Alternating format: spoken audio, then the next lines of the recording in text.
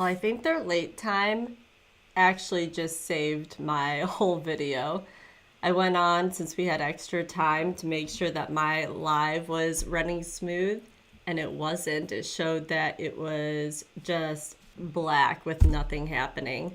So I recreated this. Hopefully it's better. I'm going to double check in a minute that it is.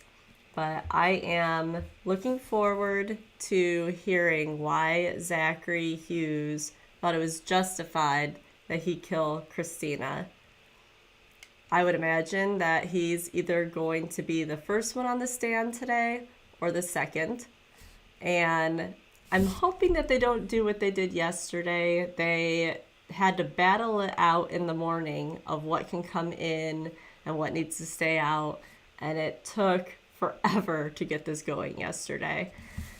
But they did, although they ended on a little bit of more battling. So there is a chance that they're coming in and we may have to wait again.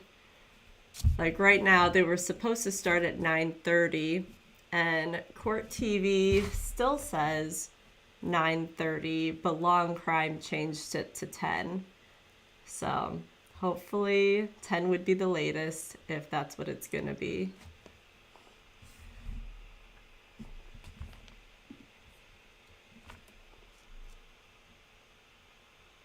All right, good. Yes, my live's working now. That was weird.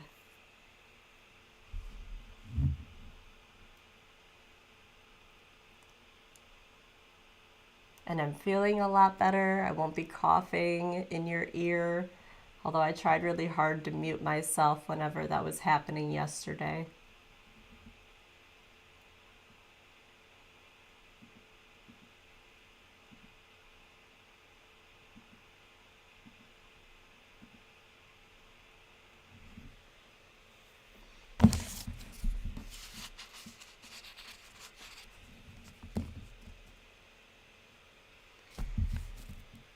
Today, while we're watching this, I'm still piecing together a Megan Boswell behavior panel type video. I talked to you about it yesterday if you were on. I love the behavior panel, and they did a video on her but her taking and giving statements to the press when Evelyn was missing. So I'm pulling pieces of their video, but then I'm also pulling pieces of her talking, like in her interrogations and things like that, that are just so obvious red flags everywhere. So I'll probably be done with that today and be able to get it up tonight.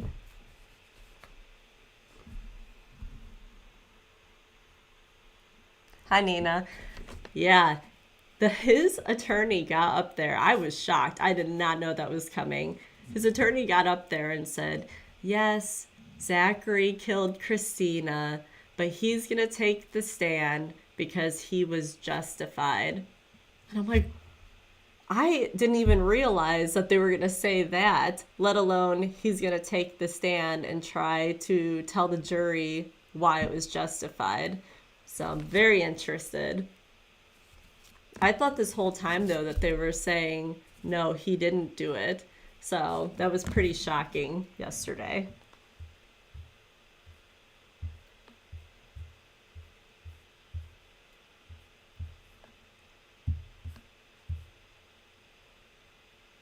And also, one of the police officers that took the stand said that for like the first couple weeks, they had no leads on who did this. They couldn't find anything. And they ended up being able to use, there was a house probably like 8 houses down and further on another street that just so happened to catch just a little bit. And that is how they were able to slowly find Zachary. So if that wouldn't have happened, it would probably still be up in the air. They wouldn't have known or had anybody.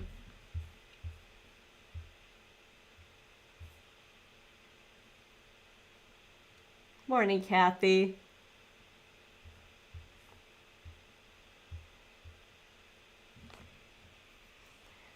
I think that they will probably rest today, especially if Zachary takes the stand this morning or even early afternoon. Let's hope.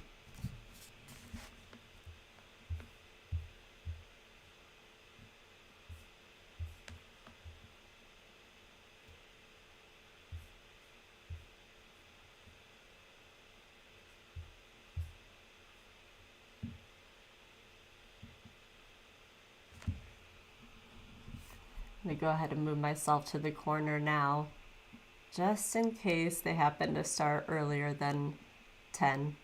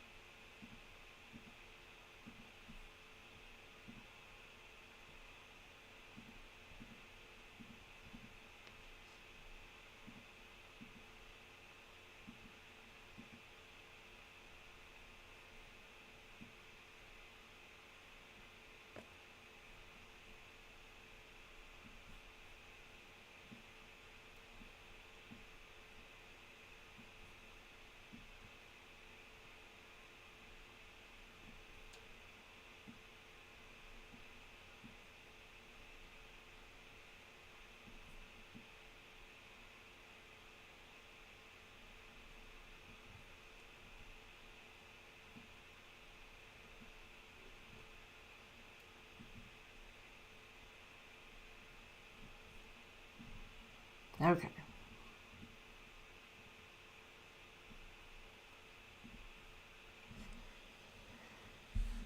Maybe I missed it, but Kathy, did you hear anything before yesterday that Zachary was going to say that he did kill her?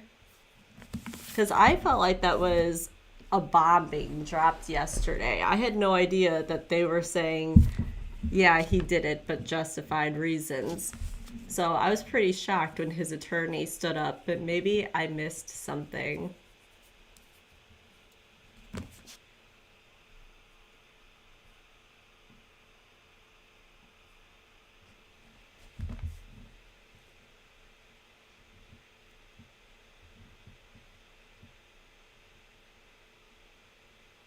It was a bomb? See, that's good. I didn't think I missed anything, but yeah, it was shocking.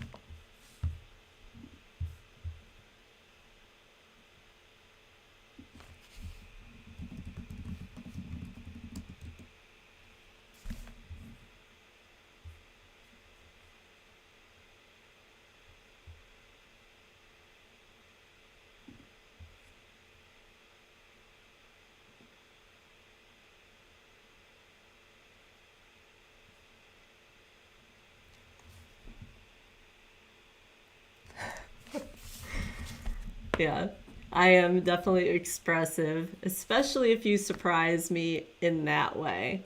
I just was not expecting that.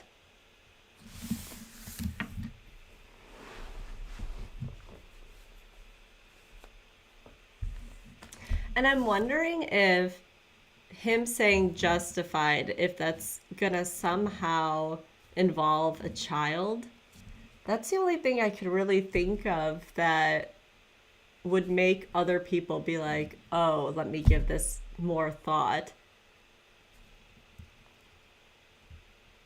But then with everything that was going on with children and her fiance, and the fact that they're trying to leave so much of that out, it's going to be interesting to see what they say. If it is involving children, who knows how much has to be left out still.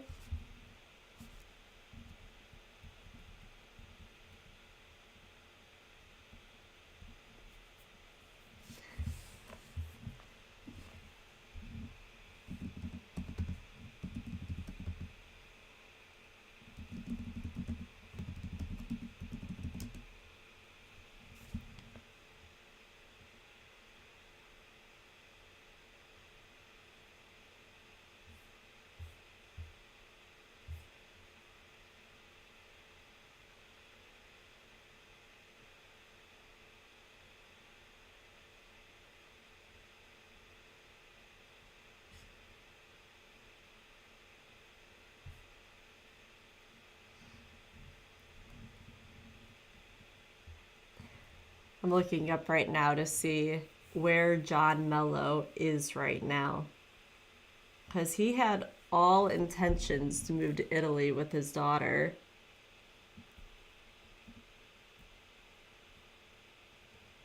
So I would imagine that he's still going to do that at some point, assuming he is not in jail right now.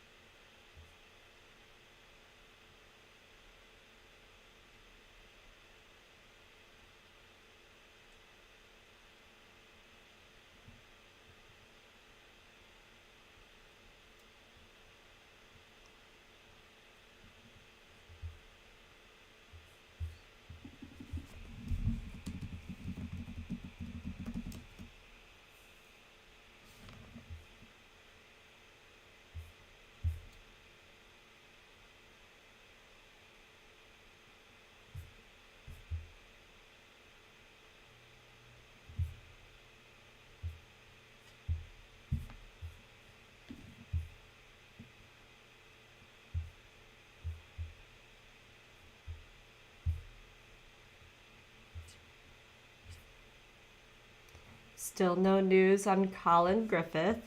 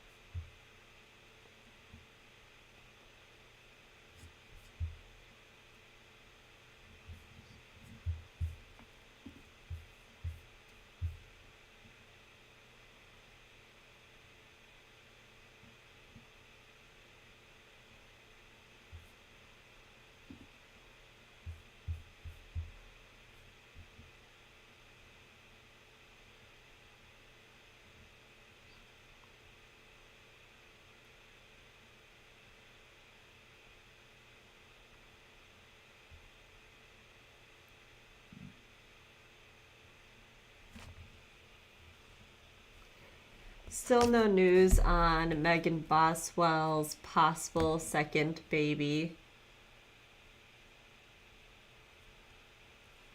But I did see that evidently a cameraman at some point during the trial was filming the jury, and he was quickly removed and in contempt of court and went to jail.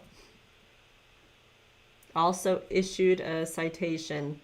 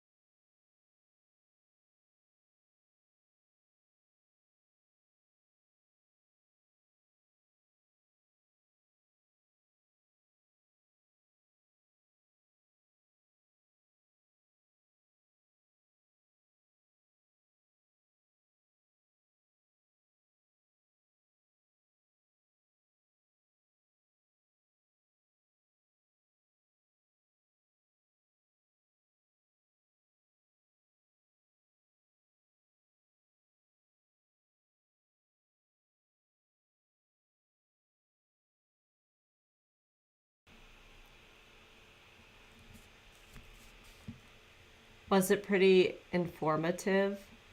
Did you learn a lot of what they were thinking and things that caused them to go one direction? I have not started that. I had just started diving into the Gabby Petito, and then I went back to editing. I'm working on a Sarah Boone video, and it's a lot of editing. So I've been trying to prioritize everything, but it's too much. So I need to get something done and move on to the next thing.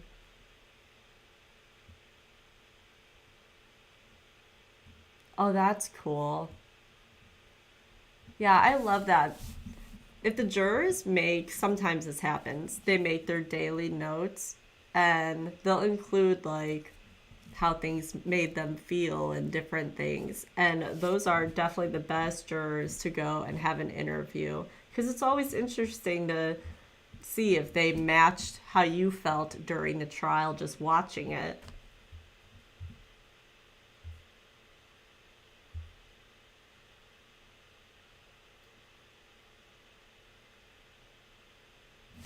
I always forget this part that obviously Zachary laid rose petals around Christina, but he stabbed her 31 times.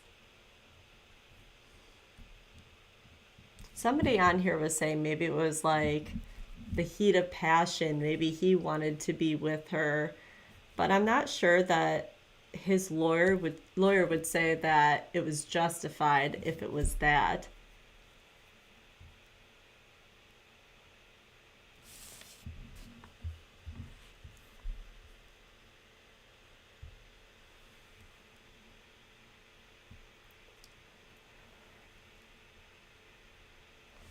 I think everybody's addicted to the Sarah Boone stuff. I will tell you, it's an interesting one. I'm not saying much on it. I'm actually gonna do probably like little commercial-esque ad clips, whatever about it to lead up to it. Um, but it's interesting for sure. I mean, anybody who likes Sarah Boone stuff will like what I'm working on.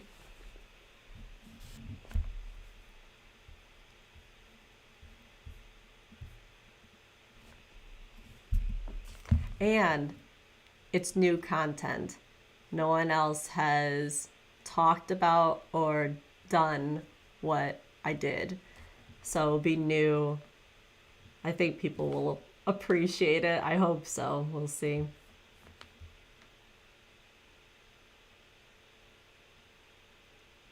I don't know if you guys saw yesterday that Karen Reed had a hearing yesterday and the judge ended it. Like something was said and he shut everything down and ended it. And the comment to that was over a grave concern. I haven't seen anything else about what it is that happened, but evidently the state has found some sort of evidence that they didn't have the first time, and they're trying to get it into this second one. So that will be interesting.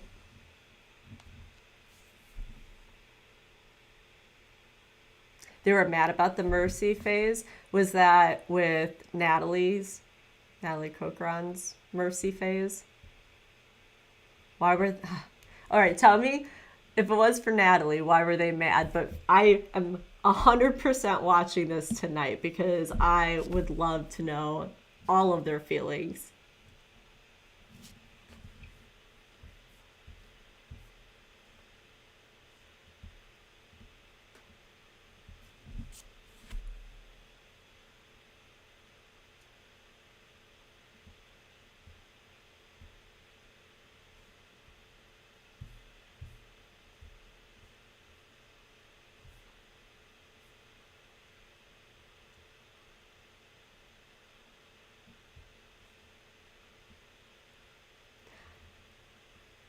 I literally said that. Oh, who was it?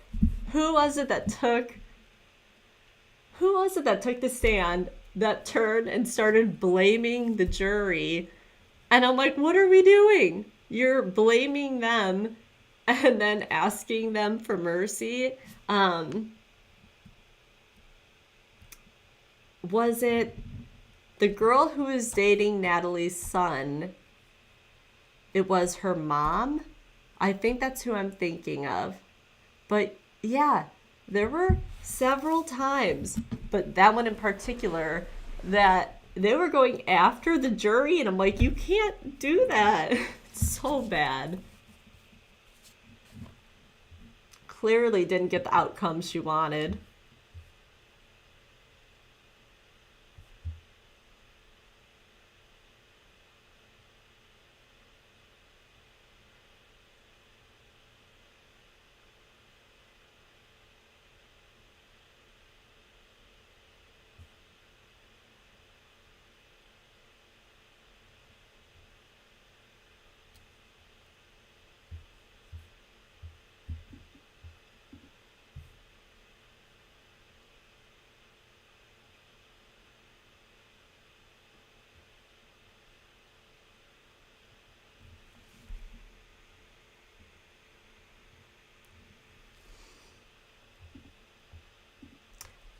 I would have been too. Or at least specifically with that one lady.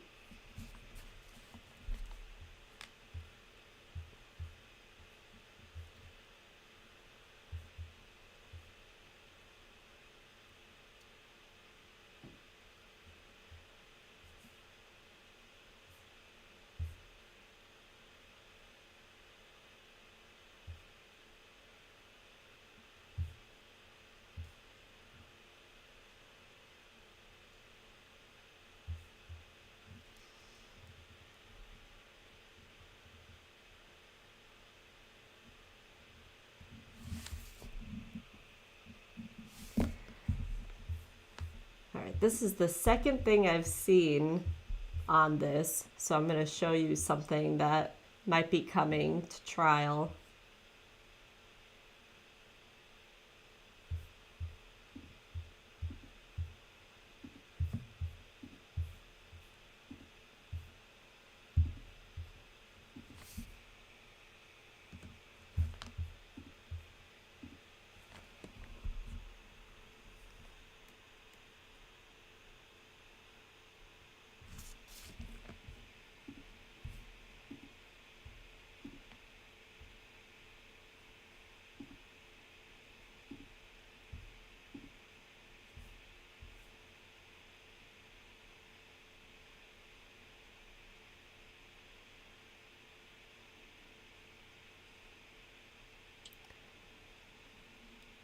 Yeah, some of these cases, I just was talking with my husband about this like a couple weeks ago, that some of these huge cases seem like they're all in a certain area a lot of the time.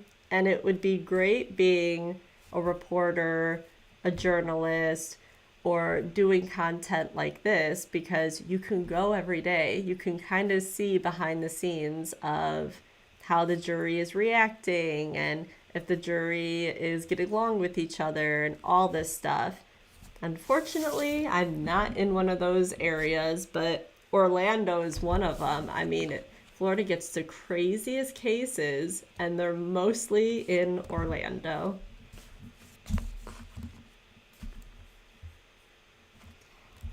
Okay. I was double checking with Long Crime that they're not up yet.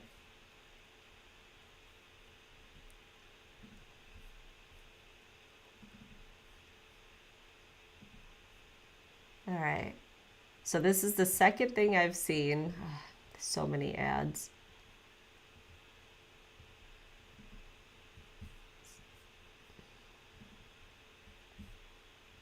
I might have to make this bigger really quick.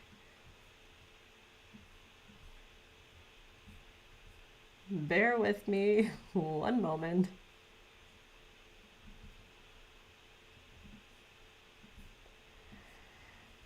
Oh my goodness. Here they are.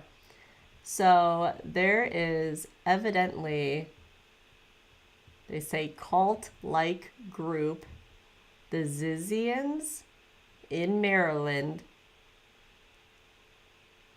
And let me double check before I say this.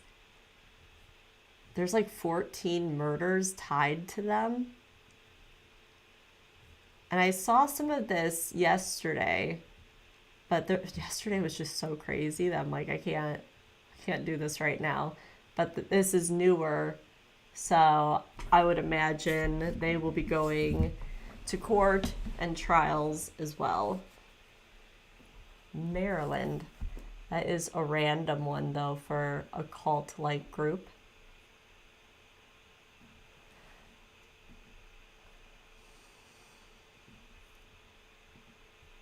I have to fix this all.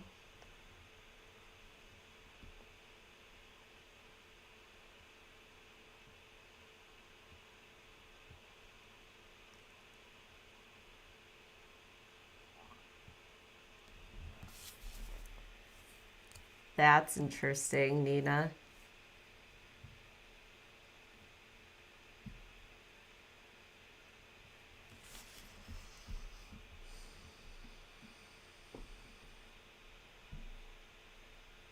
I don't know what I make of her defense team.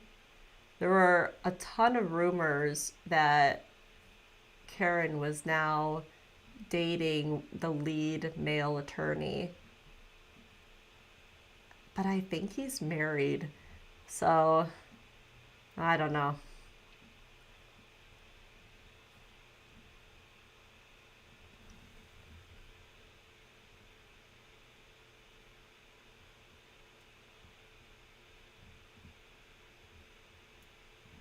Corey Richton's trial is going to be crazy. I think that trial is being talked about more than how do you say his last name? Koberger. I feel like people are very upset. But, I guess maybe because she has two kids and might have killed their dad.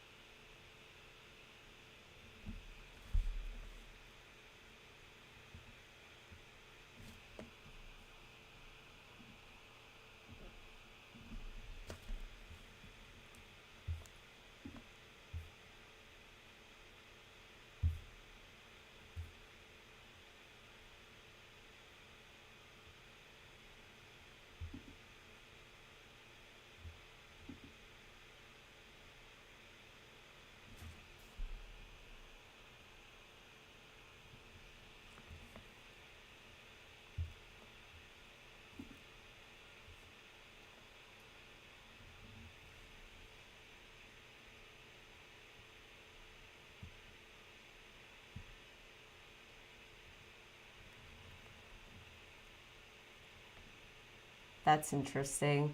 Yeah, I had a feeling, like I said, I saw just a glimpse of something about them yesterday, but then when I saw it again on a different site, I'm like, okay, this is going to be a larger thing going on.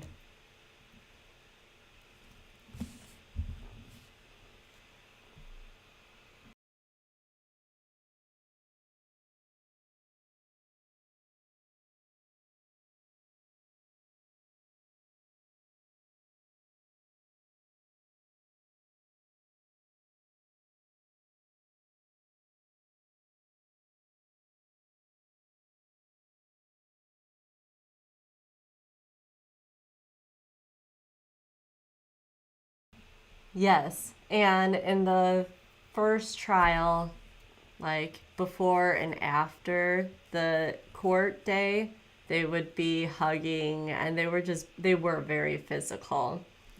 So definitely added on to the rumors.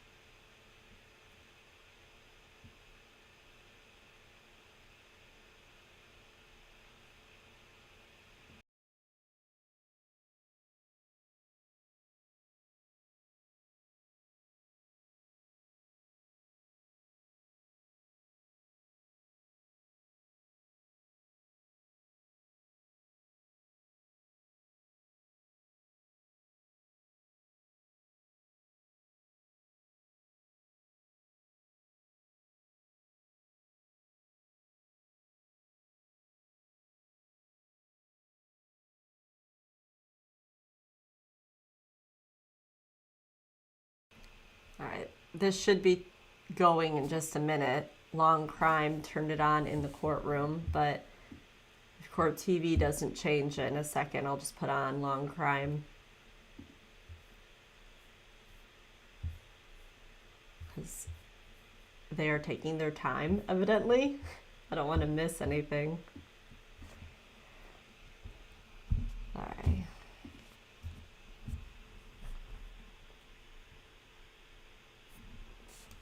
I have my headphones on.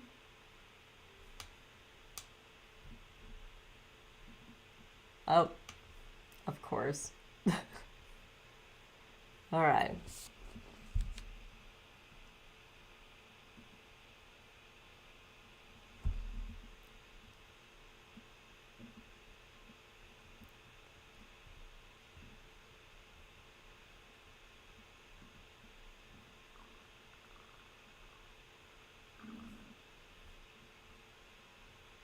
So they're muted right now, but once they start talking, if there's any audio you want lower or louder, let me know.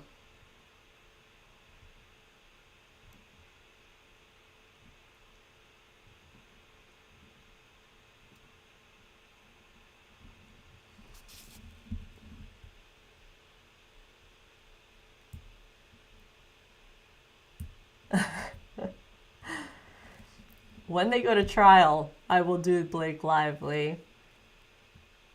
But I am not going to post about her every single day like everyone else. There's just too much stuff of everyone doing the same thing on that.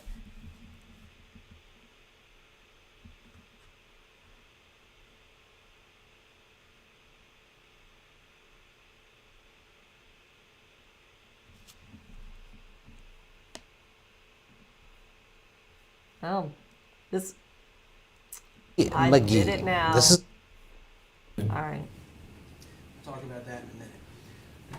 Where were you born? I'm taking it back just a second. I was born in San Luis Obispo, California. I do. Thank you. Please be seated.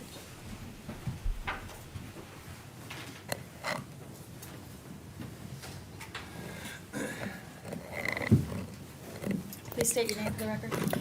Zachary David Hughes. Zach, how old are you? I'm 32 years old. Are you married? No. Do you have any brothers or sisters? Yes, I do. Tell this jury about your brothers and sisters. I have 5 brothers and sisters. One is my biological brother, Eli, and the rest are my adopted siblings. At one point, did you have 6 siblings? Yes, I did. Talk about that in a minute. Where were you born? I was born in San Luis Obispo, California. Did you grow up in the entirety of your childhood in California? No, I did not. From California, where did you and your family move? We moved to Southwest Virginia when I was 11. While you were still living in California, did you discover that you had an aptitude for music? Yes, I did.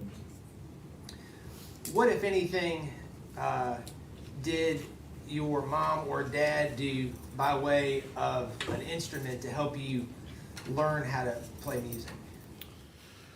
When I was maybe 4 or 5, my dad found an old Gulbranson upright piano at a yard sale, and he bought it for, I think, $300 and rolled it down the street to our house. So I had an instrument to tinker on when I was young, even before I started piano lessons.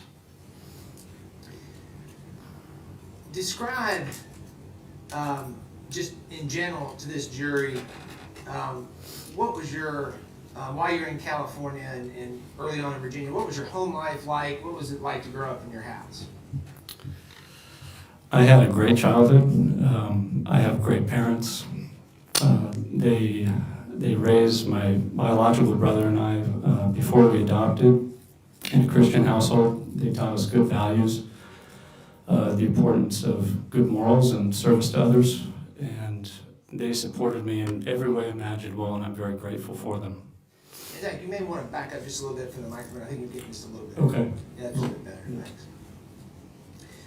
Describe for the jury, you talked about your Christian values in the household. Describe for the jury sort of the, early on at least, the connection between your parents supporting you playing music and the Christian dynamic in your family. Yeah, originally when I was 9, my parents started me on piano lessons. Our pastor's daughter taught piano lessons, and my dad wanted me to play hymns in family devotions. You testified earlier that you and your family moved to Virginia. Tell this jury where you and your family moved in Virginia. It was a town called Abingdon. It's right next to Bristol, Virginia, which is known for the NASCAR Speedway. Describe to the jury what your family's residence was like. Where did you live, and sort of describe that dynamic. We moved to a small 3.5-acre farm. My parents liked the idea of raising some farm animals and giving my brother and I the opportunity to do physical work on a farm, and just the opportunity to be close to nature and grow up understanding the value of hard work. In 2005, did your family grow beyond just you and your brother and your parents? Yes.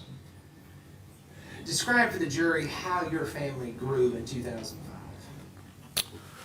The church we were a part of at a time really encouraged adoption, especially for families or couples who weren't able to have kids at that point of their life or at all. And as a result of this belief in the church that it was good to adopt, there were emails that would be passed around occasionally, and there was an email that was passed around with a photo of 5 Russian siblings who were up for adoption in Russia. And my family saw these photos, and our heart really went out to these kids. At first we thought they were all boys because their heads were all shaven for lice, and they were all wearing sort of the same kind of clothes, hand-me-downs. But they were 3 girls and 2 boys.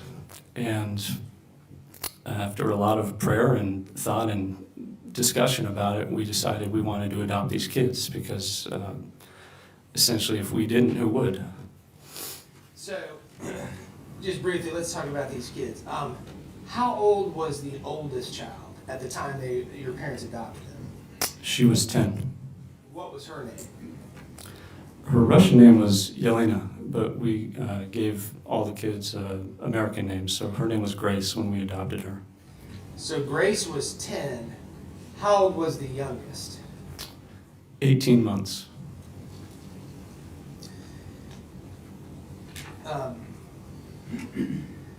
We're going to come back to them in just a little bit. At some point, did you and your family move to South Carolina from Virginia? Yes. How old were you when your family moved to South Carolina from Virginia? I believe I was either 15 or 16. Where did you and your family move in South Carolina? We moved to Travelers Rest in Greenville County. During this time, describe for the jury what is going on in your music progression, your life as a musician, and how you're progressing. Like I said, I started piano at 9, and when we moved to Virginia, I became increasingly more interested and motivated in it. So by the time I was, say, 14, 15, I was practicing on average 6 to 8 hours a day. We were homeschooled, so this allowed me to do this. And by the time we had moved to Travelers Rest, I was very convinced that I wanted to pursue music as a career. You testified you were practicing a lot. Did your during this time, did your father do anything to provide the rest of the family some peace while you were practicing so much? Yes, I like to practice late into the night and into the early morning hours, so my dad actually built me a soundproofed room out in the garage so I could do this without waking the neighbors. So as your musical capabilities improved and increased, while you were in high school, did you participate in any music festivals, specifically regional music festivals? Yes, many. Did you ever win a prestigious regional music festival? Yes, several. Describe to the jury what opportunity you were given in connection with the South Carolina Philharmonic Orchestra. In 2011, I participated in a high school piano festival in Columbia, South Carolina at the University of South Carolina called the Southeastern Piano Festival. And part of this festival, there was an international concerto competition. A concerto is a piece for a solo instrument and orchestra, so in this case, solo piano with orchestra. And that was the Arthur Fraser International Piano Competition, and I was awarded first prize. And part of first prize was the opportunity at a later date to perform a full concerto with the South Carolina Philharmonic. And maybe a year later, we did Beethoven's Emperor Concerto. You testified about high school and your progression as a musician in high school. I want to talk about college. When it came to go for you to go to college, where did you apply to go to college? I applied to 5 different conservatories in the country. Were you accepted to any of those conservatories? I was accepted to 3. Where did you decide to go to college? I went to the Juilliard School in Manhattan. The year you applied, what percentage of applicants were granted admission to Juilliard? I believe it was 7.2%. And you were one of those musicians. Yes. When you were accepted, what, if any, inducements or incentives did Juilliard give you to attend their institution? They offered me a generous financial aid package and a merit-based scholarship. When did you begin your education at the Juilliard School? I matriculated in the fall of 2011. I want to talk about what you did while you were there. While you were at Juilliard, did you have an opportunity to participate in an international music festival? Yes, I did. Please tell the jury about that. There is an international music students festival in Kyoto, Japan, which is called I think the Rome Music Foundation sets it up, and they try to get music students from all over the world, from different countries, so they get a sampling of different countries, and they have a relationship with Juilliard, so an email was sent out to the student body asking if anyone wanted to participate, and I was selected to represent the states in Kyoto for this festival. And so how many students from around the world participated in this festival? Maybe 15 to 20. And how many from America were selected to participate? 1. And that was just you. Yes. Did you graduate from the Juilliard School? Yes, I did. When did you graduate? In May of 2015. And what was the degree you obtained upon graduation? A bachelor's of music and piano performance.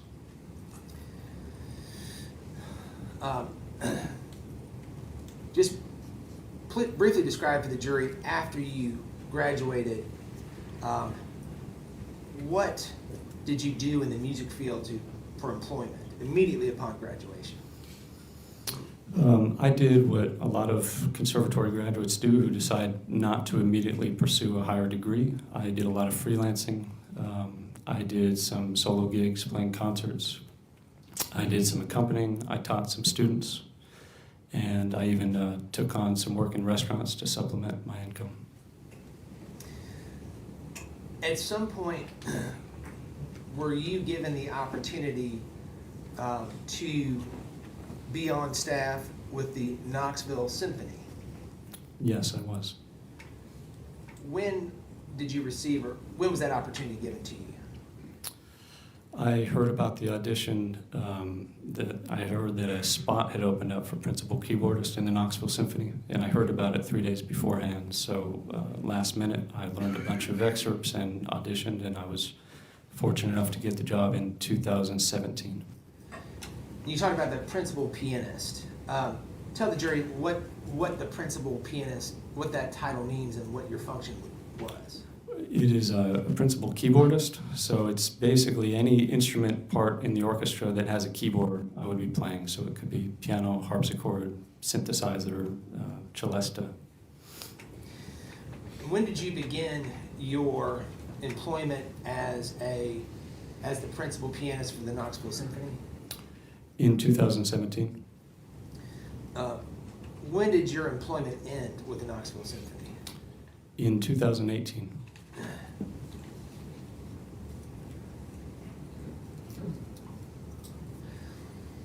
What did you decide to do in 2018 that required you to leave the orchestra? Or the symphony, rather, I apologize. I decided to enlist with the Marine Corps. So, you're a classically trained pianist. You have an opportunity with a symphony to perform with them, which is regular employment, and you decide to leave that and go serve your country in the Marine Corps. Is that correct? Yes. Describe to the jury why you decided to leave your job with the symphony to serve your country in the Marine Corps. Since about my sophomore year of college, it had been something I'd been thinking about, military service. And obviously there's a window of time that you're able to do that in as you get older. You hit age limits and so forth. And it had just always been something I was interested in, the service of others, service to others aspect of it. I felt like, in a sense, I owed a debt to my country and to do some military service. And I also wanted the opportunity to experience a difficult training environment. And I figured the Marines they had a reputation of being the hardest, so that's the branch I decided to go for. What, if any, attributes of your childhood or the home environment as you grew up, what, if any, of those attributes played into your desire to join the Marine Corps? I think the way my parents had always instilled in us a good work ethic and an important sense of just a moral duty to others, it seemed like a very good opportunity for me to further develop some of these things in myself. You testified that initially you enlisted in the Marine Corps. Ultimately, did your journey continue as an enlisted person in the Marine Corps? No. Why not? Tell this jury. I was speaking with my recruiter, and they asked you a lot of questions, just trying to figure out who you are and what aptitude you might have for different aspects of the service you're going for. And he found out that I had a college degree, which meant, unbeknownst to me, that I was eligible for officer candidate school. So as soon as they found that out, they tried to funnel me into, it's a different recruiting program, but they got me in touch with the officer selection officer and encouraged me to go the officer route.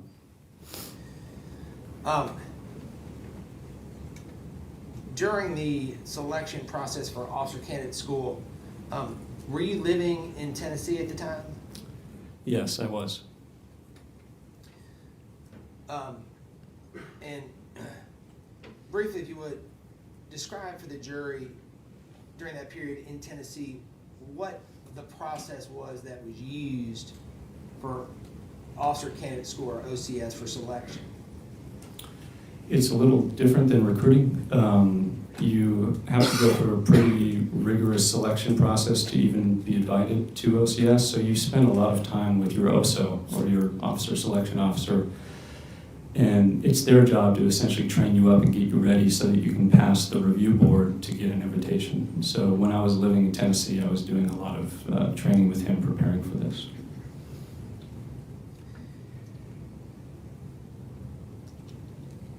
In Tennessee at the time, was there a board that also was tasked with reviewing applications for OCS? Yes, there was. And the cycle where you participated or your application was evaluated, do you know how many applicants the board authorized to go forward with OCS during that cycle? One. Was that your application? Yes, it was. Let's talk about OCS. At the time you began your journey in the Marine Corps, did Marine Corps personnel try to push you to a different area than you wanted to go to? Yes, they did. Describe to this jury what they asked you to do or what they wanted you to do. As a recruiter, there are different boxes that I think you get bonuses in a certain sense if you can check, and one of those is the Marine Corps Band. So when they found out I had a background as a pianist, they really tried to get me to join the Marine Corps Band. And when they asked you to join the Marine Corps Band, what did you say? I declined.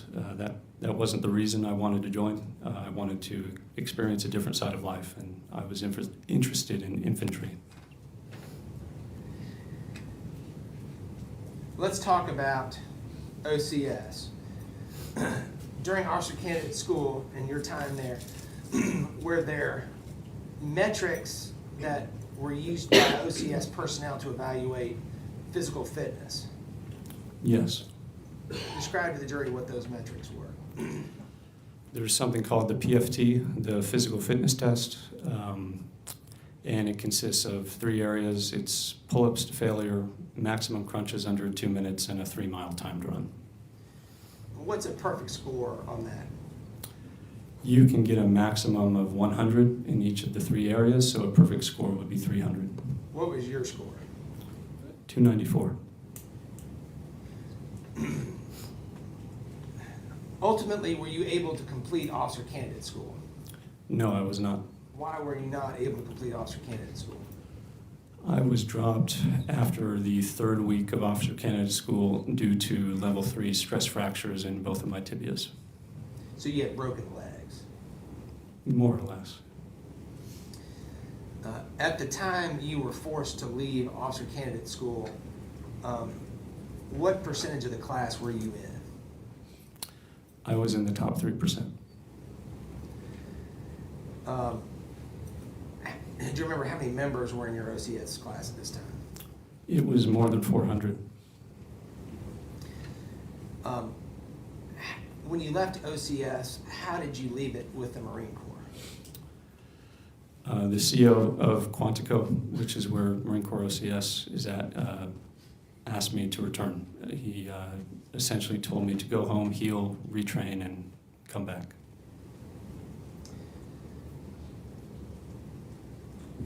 And we'll talk about this more, but ultimately, did you return? No, I did not. At this time, do you consider yourself a United States Marine? No, I do not. Why? That's a title you have to earn, and since I haven't completed my training, I did not earn it. After you suffered the fractures in your legs, where did you go to rehabilitate and to heal? I went back to Traveler's Rest, where my family is, and I stayed with them while I was healing. And just to put a time on this, is this approximately 2019? Is that right? This is late January of 2019. So now you're living with your family in Traveler's Rest here in Greenville County. While you were living with your family and rehabilitating your legs, were you presented with an opportunity to play music? Yes, I was. Describe to the jury what that opportunity was. Through a series of mutual acquaintances, a woman by the name of Jeanette Wynn sent me an email and asked me if I would be willing to play an inaugural concert for their church. They had just received a gift of a very fine piano, and they wanted to have this concert sort of as a thank you to the donor and to show the congregation what it sounded like. And so you were asked to perform using the gift of the piano that the church had received, is that correct? Yes. What was your response to that invitation? At first, I was inclined to say no because I was about 6 months out of practice. But the more I thought about it, it seemed like it would be a good thing to do while my legs were healing, so I accepted. Describe to the jury, when did you play the inaugural concert on the piano, on that particular piano? I believe it was in June of 2019. Were you to be paid for the performance? Yes, I was.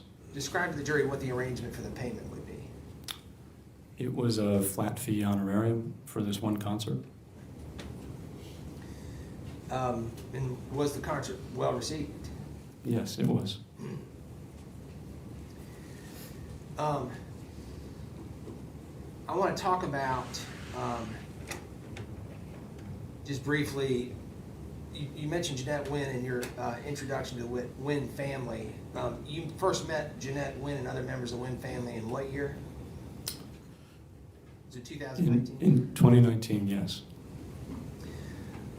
And over time, did you develop a friendship with the Wynn family? Yes, I did. While you developed this friendship, did you share with the Wynn family a long aspiration you had held in the music context? Yes, I did. Tell this jury what that aspiration was. Growing up, Beethoven had always been my favorite composer and something of a personal hero. And in 2020, that was going to be the 250th birthday for him. So I had this dream that I really kind of put on the back burner when I was intending to go through OCS. Well, this dream of playing all 32 of his piano sonatas in a series of concerts. And in passing, I shared this with the Winns. And when you shared that aspiration you had with the Winns, what was the reaction of the Winns and their church members? They were very enthusiastic about the idea. And so their support of your dream, what effect did that have on your decision to go back to the United States Marine Corps? Playing all of these sonatas is not something you can really just decide to do. You need a venue to present them at, so you need external support. And when I realized how enthusiastic the Winns and their church congregation were about this, I realized that there was actually a real way to do this. So it presented me with a very difficult decision, whether to go back to OCS or whether to do this passion project of mine that I didn't think I was going to ever be able to do. And I eventually chose to do the Beethoven sonatas. Let's talk about this project. You said 32 Beethoven sonatas. Yes. How many pages of music comprises the 32 sonatas? It's over 600 pages. If you played those from beginning to end, how long would it take to get through all 32 sonatas? It depends how fast you go, but roughly 11 to 12 hours. To your knowledge, how many people have been able to accomplish this endeavor?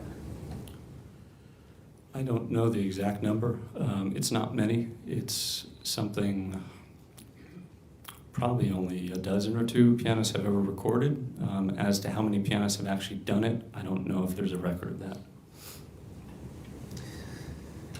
So let's talk about what you did to prepare. we're in 2019. When was the first concert on this project?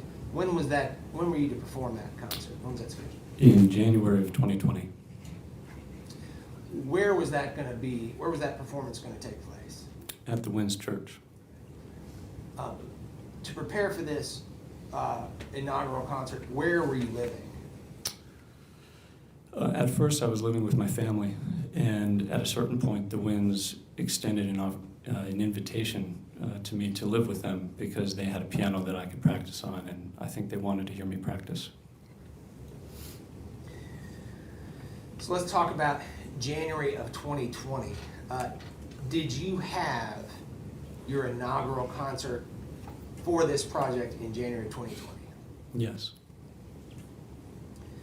And where did you perform this concert? At the Winds Church. Were you to be compensated for this concert series? The concerts were donation-based, and the church and I had agreed to split the proceeds 50-50. Did you perform that concert in January of 2020? Yes, I did. How was it received? Very well.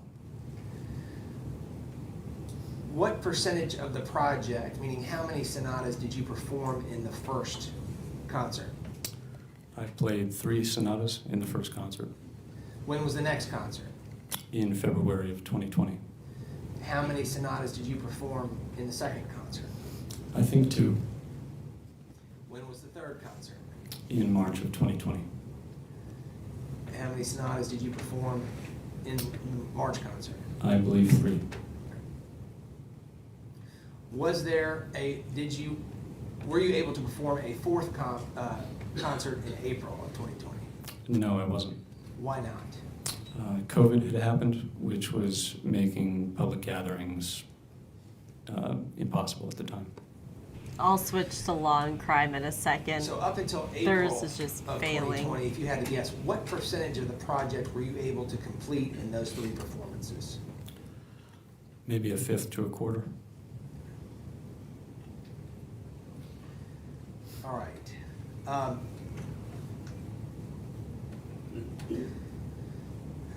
During this time, were you working anywhere else to make a little extra money? Yes, prior I had been working at Gianna downtown serving, and at some point I started working there again. I'm getting after the next COVID one up. Happened, Just give me one and second. I also took on some work with my dad, painting houses and laying brick. So when the pandemic hit, did that put a complete end to your music performances? For the time being, yes. At some point, did you decide to perform outside during the pandemic? Yes, I did. What instrument did you use to conduct performances outside? I saved up some money and bought Where did you what was the get the best money? electronic keyboard on the market at the time, and I needed something portable, and I also wanted something. So, All right, after this you got should the fix piano, it. did you Let me begin go back to Slittle. All right.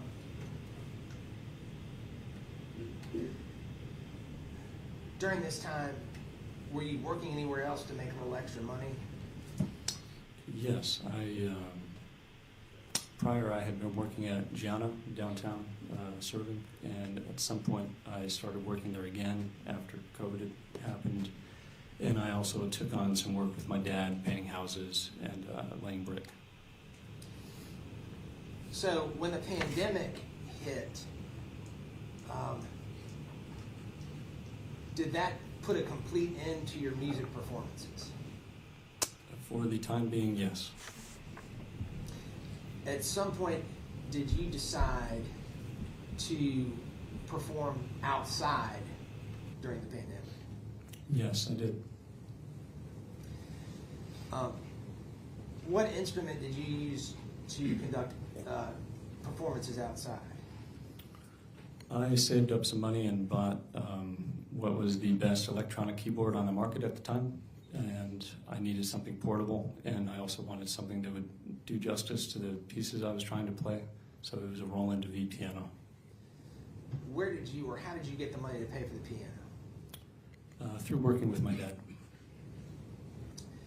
So after you got the piano, did you begin to play music on the streets of downtown Greenville? Yes, I applied for a performer's permit for public spaces, and then I started on several times a week taking my keyboard downtown and playing these sonatas at various spots in downtown Greenville. When did you start performing in downtown Greenville? It would have been sometime in the summer of 2020. Where were some of your most frequent locations where you perform music in downtown Greenville? Probably the most frequent was right in front of Spill the Beans at the entrance to Falls Park, where the fountain is. I want to talk about an evening in August of 2020 while you were performing outside Spill the Beans. While you were performing, did anyone make contact with you and introduce himself to you? Yes, Who was that? that was John Mello. Was John Mello by himself, or was anyone with him? He was with his daughter, Aida Mello. How old, best you can recall, how old was Aida at the time? She was 8. Tell this jury about the interaction you had with John Mello when he first introduced himself when you were in front of Spill the Beans. I didn't know who he was, but he came up and said he was a musician and asked if I'd be willing to take a request. He said his daughter's favorite piece was Claire de Lune, and I know that piece really well. It's a favorite piece of mine, so I played it for her. What, if anything, did you observe about Aida while you were playing Claire de Lune? Like I said, she was 8, so she was pretty young. I had taught a lot of kids before, so I had experience with kids that age and their attention spans, which tend to be very short. So I was really impressed. I could see her out of the corner of my eye, and she was just enraptured from start to finish. Like she wasn't running around, she wasn't on a device, she was just completely caught up in the music, and that made a big impression on me. After you played John Mello's request, before he left, what, if anything, did he give you? He gave me a business card. Did you use it to make contact with him after that first meeting? Yes, I sent him an email.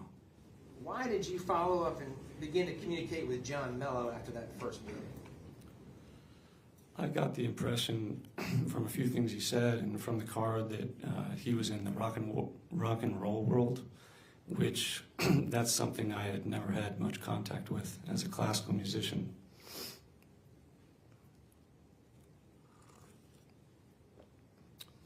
And he seemed like a great conversationalist.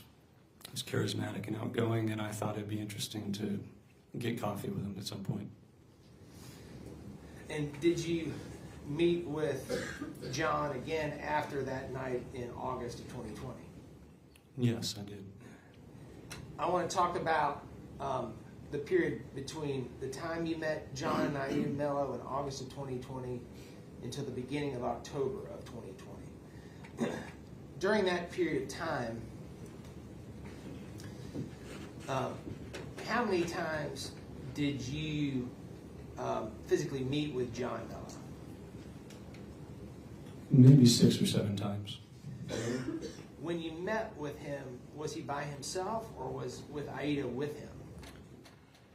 With one exception, Aida was always with him. Tell the jury what the activities you and John and Aida would do together in that period. We'd get coffee a few times. I saw them and Aida spontaneously because I was performing and they walked out like the first time. We got pizza once. We went went to an art gallery, things like that. Tell the jury what your impressions were of Aida as you got to know her in the late summer, early fall of 2020. They were extremely positive. She's a really special kid. She was definitely mature beyond her years, like I talked about. She could hold a conversation with adults. She looked you in the eye. She seemed really cultured, like she'd had a lot of exposure to different places. She'd traveled like almost as much as I had. She was always telling me about trips she and her dad had taken, and it was just very evident to me that she was a very healthy, loved child. She clearly loved her dad, and it was obvious that he had done a great job raising her. And I was convinced that she was a happy, healthy kid, and he was a great father.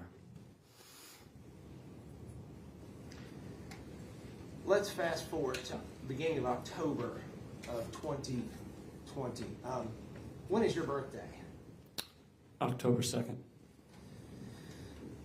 On your birthday, October the 2nd, 2020, how did you celebrate your birthday? At this point, Aida had visitation with her mother, Christina Parcell. So this was the one time I saw John where she wasn't with him.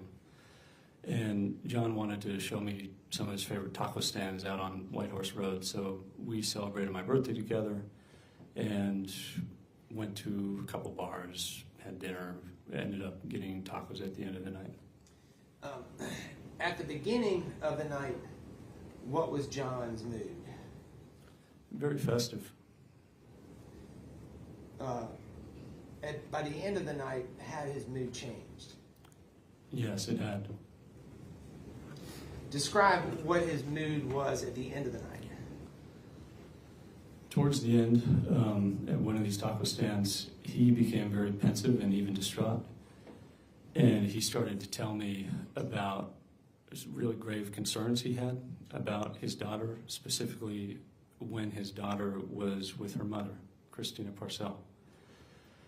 And he essentially said that whenever Aida's mother had visitation, he just never could rest easy until he got Aida back. And that he just didn't trust her, and he thought that she wasn't responsible and that she might even hurt her at some point. And I mean, frankly, it kind of, the mood of the evening took a big dip because of this. It was clear that he just was terrified about the danger his daughter was in, and this made a big impression on me. So, when you were with John on your birthday of October 2nd, 2020, where were Aida and Christina Parcell? I believe they were on a road trip to see family, maybe in Alabama or somewhere farther down south. When was she due back to Greenville? I believe the next day, or in the next couple of days. When she returned, where were Aida and John going to go? They were going to go to Italy. Did John tell you that? Yes. When John told you that he and Aida were going to go to Italy, what did you think about that? What was your reaction to that? I thought it was great. I knew at this point that John's parents were Italian, and Aida, I thought, stood to gain a great cultural experience from it. And I just thought if I had had the opportunity to travel and live in Italy when I was 8, I would have jumped at that. So I was really excited for both of them. Did they go to Italy? Yes. So in October, John and Aida Mello go to Italy. Tell this jury what you're doing in October, November of 2020, musically and otherwise. At this point, musically, I was still performing on the streets of Greenville, and I was also talking with someone who curated Museum of Historic Instruments downtown, the Sigel Music Museum. This man was Tom Strange, and we were discussing the possibility of revamping the Beethoven project I had been planning to do that got cut short by COVID by essentially doing the concert series again throughout 2021, but this time recording them so that we wouldn't have to deal with the issue of gatherings with COVID going on. And did you and Tom Strange solidify a plan for resurrecting the Beethoven project? Yes, we did. Just generally speaking, describe for the jury sort of the intensity of the schedule, the intensity of the lead up to that project. Yeah, so as a classical musician, at least, just because you've played a piece doesn't mean that like you know it forever and you're never going to forget it, and it's never going to cost you any more work. It would be like you may have run a marathon once before in your life, but if you haven't trained for a year, it's not going to be easy for you if you go and try to do it again. So I was going to have to relearn all of this repertoire because I had only been playing certain of the sonatas downtown. And with the recording schedule, I was going to be meeting with him. There was going to be other people and other equipment involved. So essentially, I was going to have to commit to a schedule where we'd meet more or less once a week to record one sonata a week throughout 2021 and stick to that schedule. So it was going to be strenuous and a lot of work, and I knew this going into it. And when was the first recording set to occur on the project with Tom Strange? I think around January 2021. And beginning in January, how many performances on the project?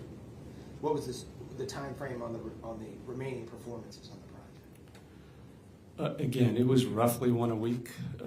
These sonatas are not all the same length. Some are short as like 12 minutes. Others, one lasts about 45 minutes. So depending on the piece, we were allocating enough time for me to get ready. All right, so let's talk about from, again, October to April of 2020.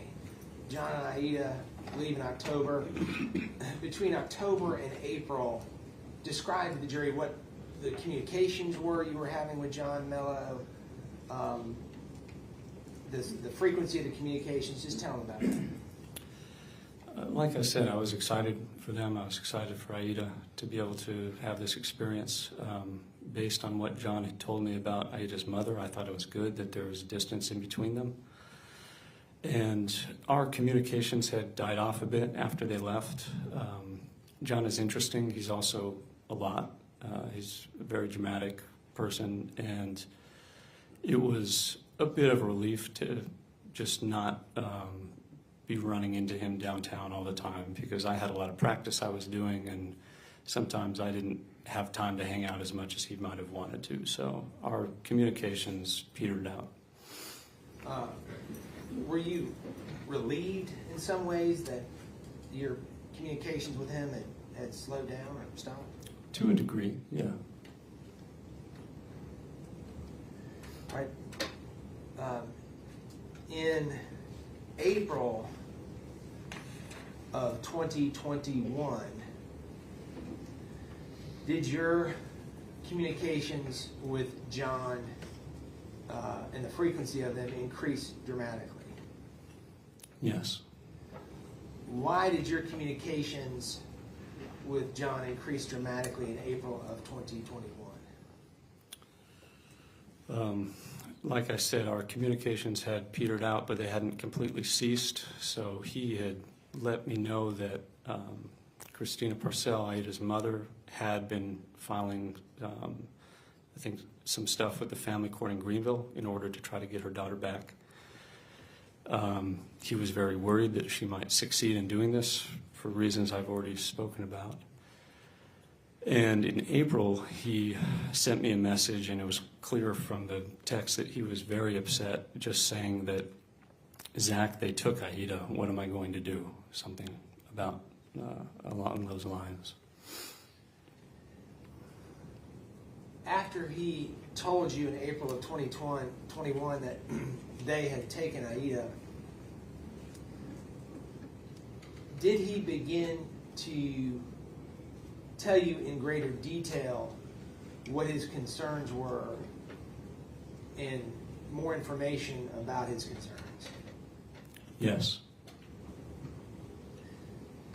What happened next? At this point, I found myself in kind of a conundrum because, like I said, I had appreciated having some distance from John.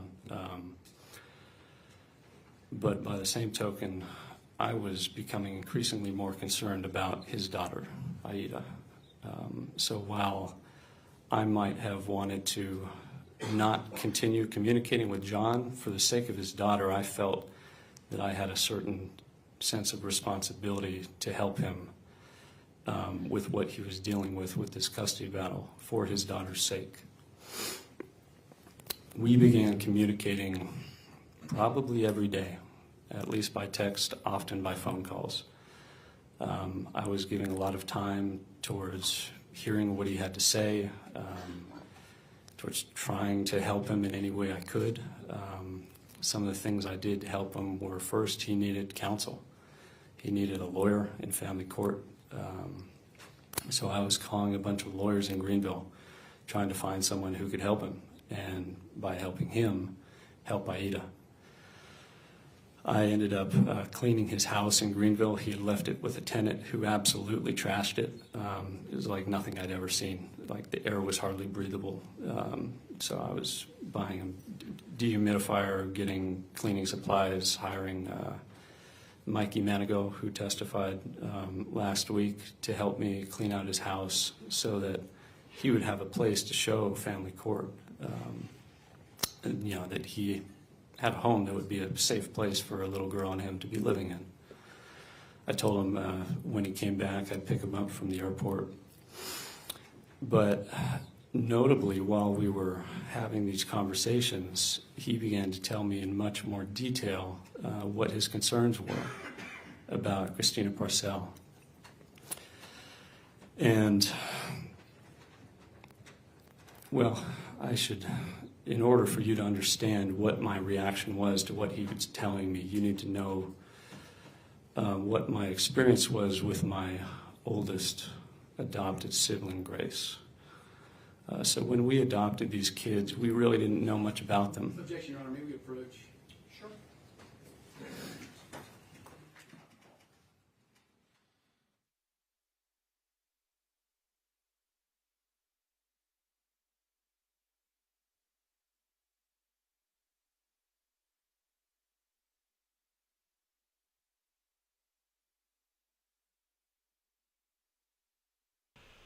I have so many notes for break time. I'm so curious what you guys are thinking throughout this so far.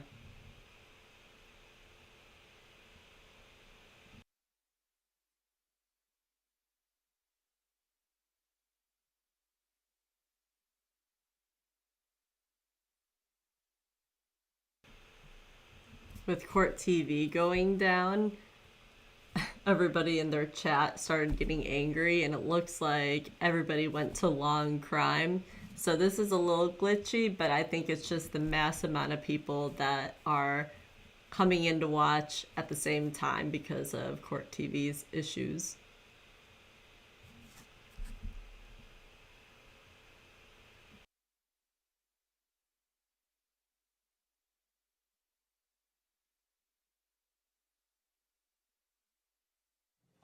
Will you please take the jury back to their wonderful room?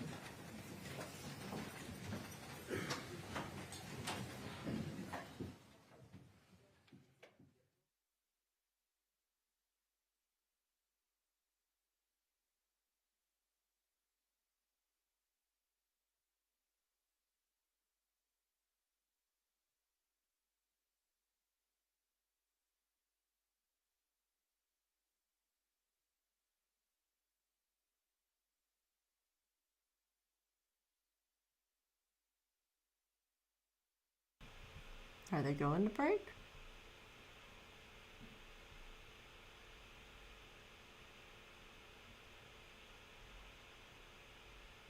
All right. They might be on their 15-minute break. If they come back, I'll stop talking. If you're still on, I want to know how you feel about Zachary in general and his role so far in this story.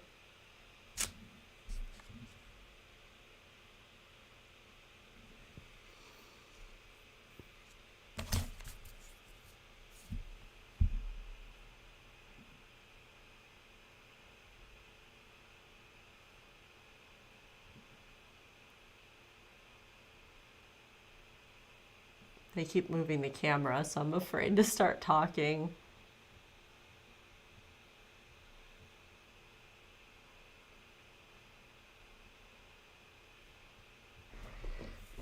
All right. I thought it was really weird that when he first met John Mello and his daughter, I thought it was strange because they were watching him play piano. And he said, and I'm quoting him, the first time seeing her made a big impression on him. And he describes that she was just well behaved. I just think for a guy in his 20s, I thought that was odd that a child in the crowd stuck out to him and, quote, made a big impression on him. Just saying. So right now we can tell it's clearly going that he is going to say he had to kill her to protect the daughter. I mean, I don't see any other thing that he could possibly say so far. I feel like this is just lining everything up to have that be said. It's interesting though because John Mello, yes, he took her to Italy. Of course, the mom was fighting to get her back. He only was supposed to have her for like a week or a weekend or whatever it was that at that time. And he just decided to up and go to Italy without telling her. And that same thing happened a year before this time. So he's done it twice and got in trouble twice for it. But then he says that Mello starts really giving him more information and more of his feelings about Christina and things that could be going on. And he was very concerned for her safety and well-being, which is fine. But he didn't get a lawyer to maybe help out the situation in this, which I understand, like, lawyers aren't cheap, but if you're afraid that something is going on, you don't even have to get a lawyer and set the ball rolling in that direction. You could call CPS. Sometimes that goes by a different name in other states, but Child Protective Services. He didn't do that. And so he's telling someone who doesn't really know any of them that well, isn't in a job where he could do anything to help out the situation. And I really just feel like John Mello really dropped the ball if any of that was true for him. If he was that concerned that she could be hurt or anything, why not take other steps, not just complain to this random individual? And I understand by that point they had known each other for, I don't know, a year and a half. But if you're the parent, you will do anything in your power to make sure your kids are okay. And something just seems off with it. Something seems off with John Mello.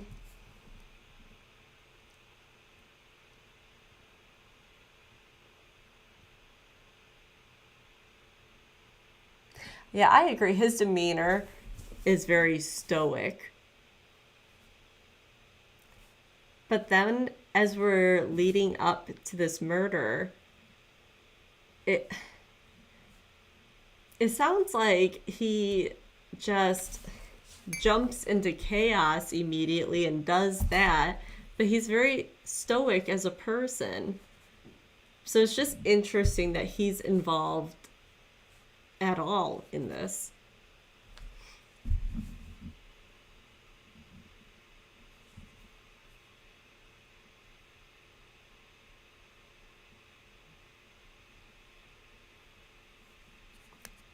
Yeah, I agree with you, Nina. Hi, Jeffrey. I almost didn't see your comment.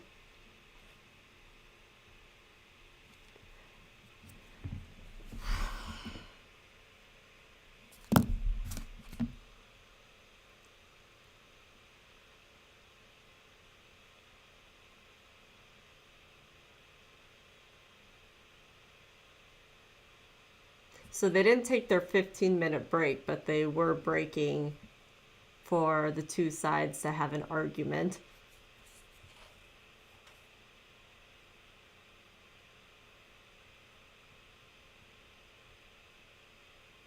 This might be jury walking back in.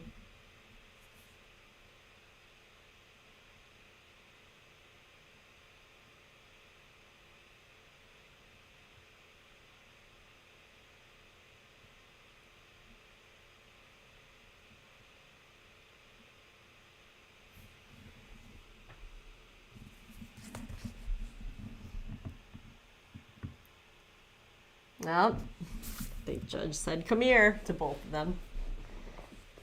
Yeah, I think this part of Zachary's story is one of the main reasons why all these battles have been happening.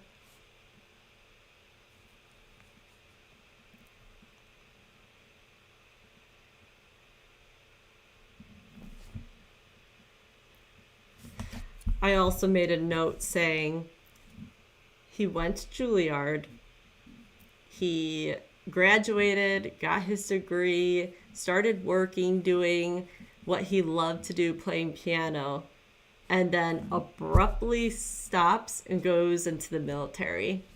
I think that is weird. And I wonder if there is something that was going on in his life that made him change course really quickly.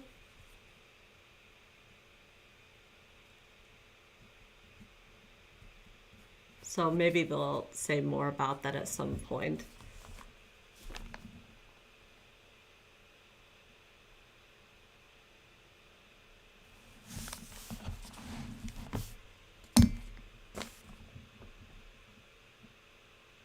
Let me see if there's anything else I wrote down that I thought would be good. Yeah, him taking her twice to Italy without telling Christina. They said he kidnapped her. That's exactly what happened. You can't just take your child and go out of the country. He is old enough to know better. I mean, unbelievable.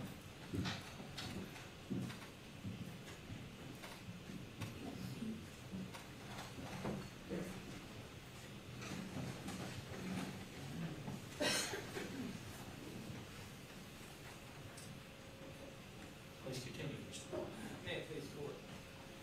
Zach, where we left off, you were telling this jury about your oldest sister, Grace.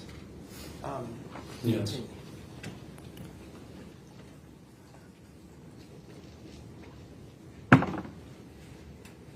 Thank you.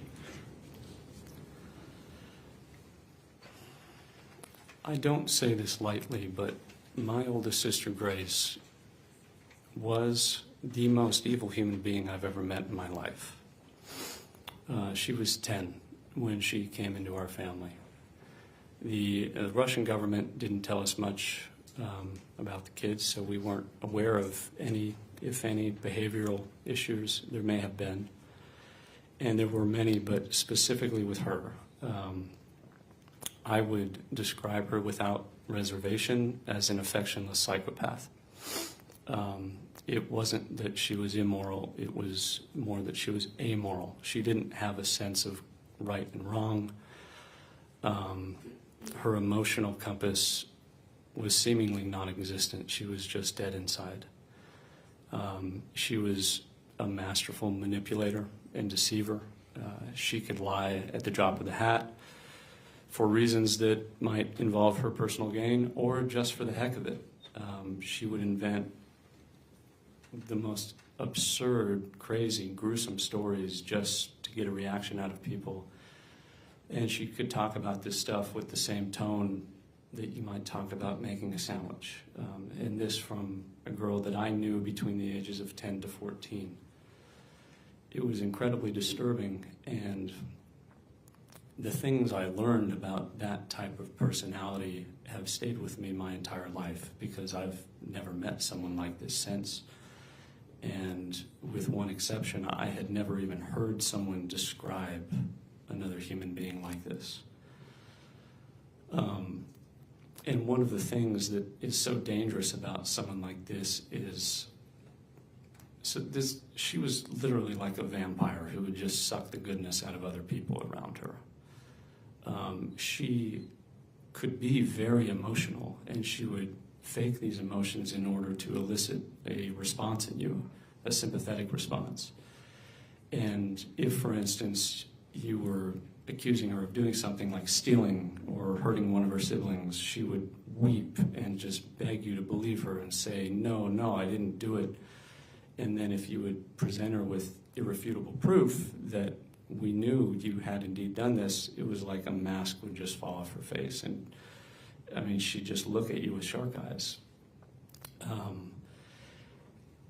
And no matter how many times we would go through this cycle with her, where she would deceive us and betray our trust and hurt people in our family, she would always reel us back in, because there's something in normal, good people that wants to believe that someone like this can change. You want to believe that, there's redemption for someone like this, and that they might change their ways and become a better person. And she knew that. And she would use that in order to ingratiate herself again and regain our trust, only to betray that big trust again harder than she had the first time. And this happened dozens of times, and it created an incredible amount of strife in our home. She could manipulate my parents and drive a wedge between them. She was just an incredibly intelligent person and incredibly evil. And having met someone like that, it made me able to understand, and even though I didn't want to, accept the fact that people like this exist, whether you want to believe it or not. And if you trust them, you are only ever going to get hurt by them again. You have to forgive them at some point. And that was a very difficult thing for me to do. It took me years, but eventually I had to accept an apology from this girl that I never got and was never going to get. And I had to do it for myself. But I would never trust her again. That would be insane, for my own safety or for the safety of others. So this is an experience which I think is somewhat unique. I think most people have not met someone like this. And I mean, we might watch true crime documentaries or things like this, and we know that technically these people are real, but they exist on Netflix or in someone else's lives, and we never once believe that it could be someone we know, or that it could be someone living next door, or that it could be someone that our children play with, or someone we might allow to look after our kids. So knowing this is essential to understanding my reaction to what John began to tell me about Christina Parcell in April and May of 2021, after Aida had been taken back to Greenville. He started describing Christina Parcell's character and her personality. And as he was going through various points, he kept saying, Zach, I know you're not going to believe me. Like, I know this sounds overblown and dramatic, and you probably think I'm exaggerating. And under other circumstances, I would have, because John does, I mean, he's a big storyteller. And, you know, when people are talking about their exes, like, everyone thinks their ex is the Antichrist. So, of course, I was sort of predisposed to be biased against what he was telling me, except for the fact that point by point, everything he described about Christina Parcell was exactly the same as my sister Grace. He told me that Christina Parcell was a master manipulator. He said she can lie at the drop of the hat and you'll never know it. He said she was incredibly charming. He said she was incredibly intelligent and talented. He used to say she was smarter than he was, but that her biggest fault was that she was lazy. And she had this arrogance combined with her laziness that was essentially born out of the fact that she knew she never really had to work too hard at anything in life. And she could even sacrifice trust with people and tell them lies that could easily be found out, because ultimately she was completely confident in her ability to reel someone back in, no matter how bad she had burned them before. And he could have been describing Grace to me because I knew this behavior. I had lived through this behavior. So at this point... I'm sorry. When he was describing these features to you of Christina, had you ever told him about Grace? Did he know anything about Grace? No. I don't make a habit of talking about Grace to people. One, it's incredibly difficult to speak about, and two, most people, having not met someone like that, it just doesn't really land most of the time. They don't understand what you're talking about. So no, John had no idea that I'd had this experience with Grace, which made me realize that there was no way he could have possibly invented this, because no one would get it right point by point by point unless they had met one of these people. And that was the first thing that really raised a huge red flag with me and made me think that despite the fact that he can exaggerate and overblow the truth, and he's often not very believable when you listen to him, I was convinced at that point that he must be describing something true, because no one would know how to describe it so specifically and accurately if they were just making it up. And I was right to believe him.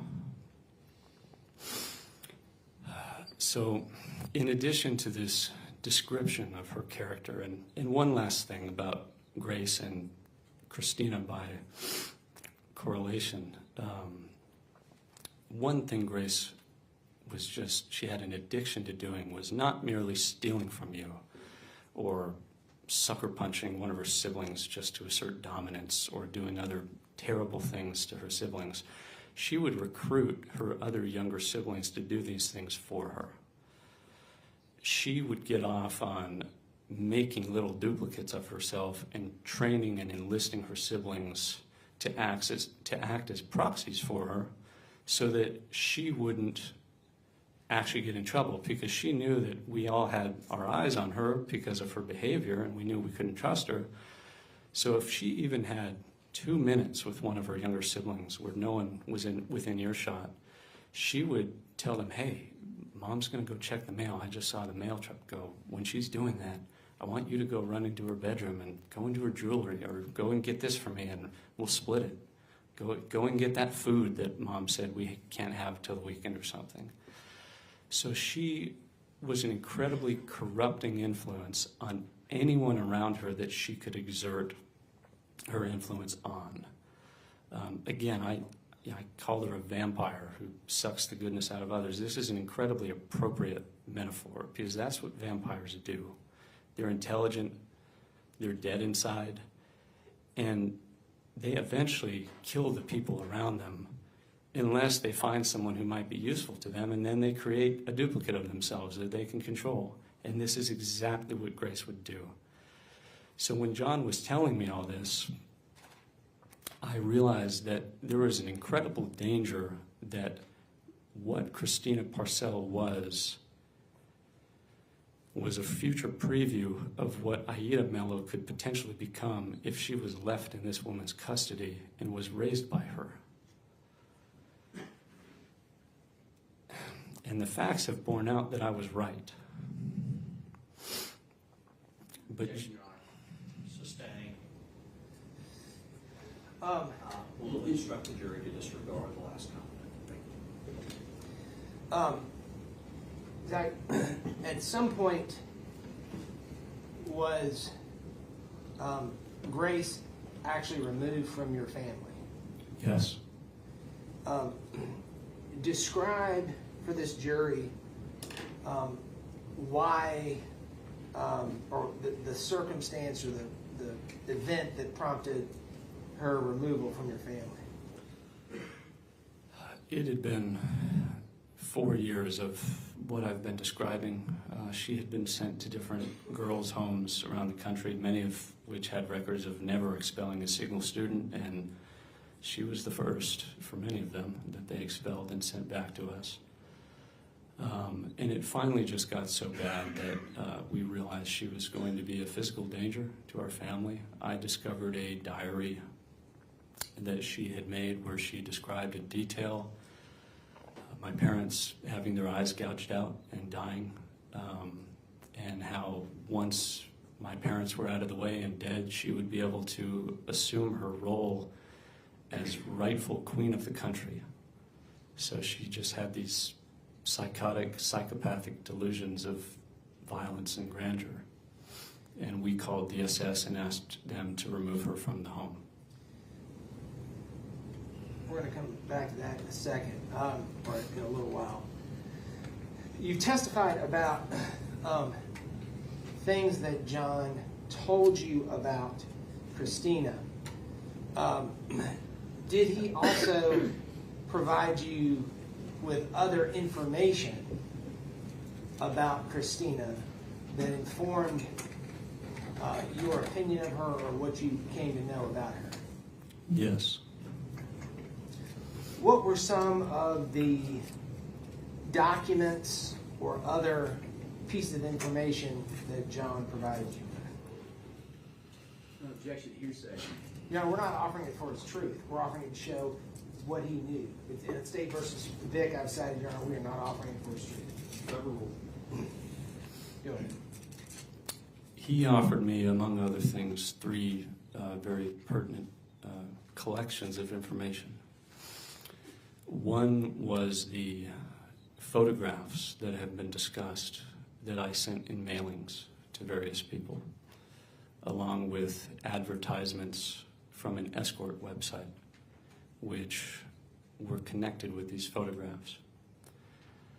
These photographs were of Christina Parcell in various stages of undress, and John told me that they were prostitution advertisements from her previous career as a prostitute.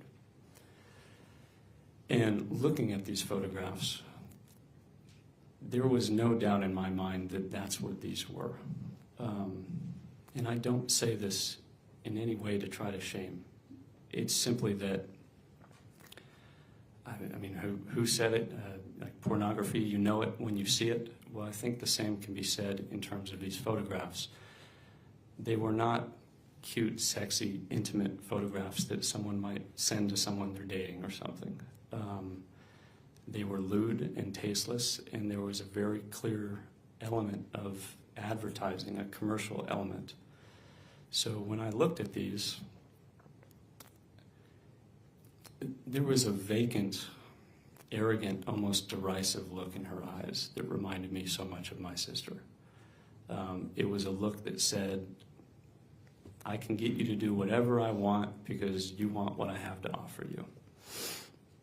And coupled with this was a deposition from 2016 that Christina Parcell had given.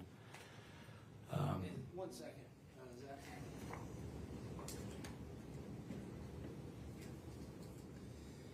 Let me show you, Zach, what's been marked as Defense Exhibit 46. Take a look at this. Yes, this is the deposition. All right. This time the defense would move defense exhibit 46 into evidence. State objects. Not hearsay. Up here.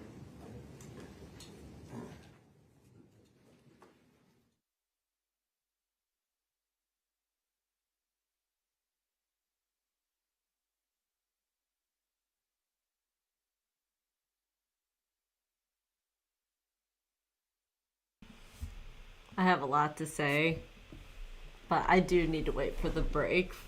That's a decent amount of time. But I'll probably need to get through it all.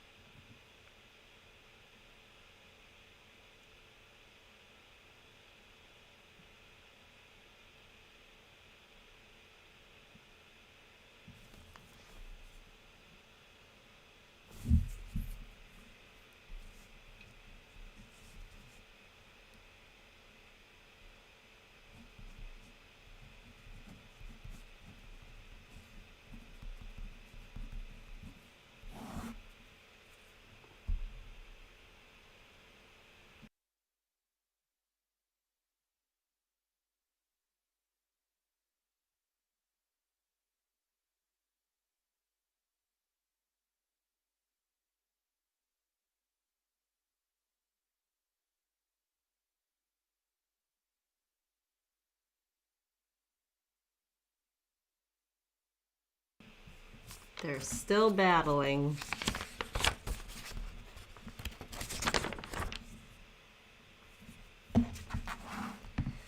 So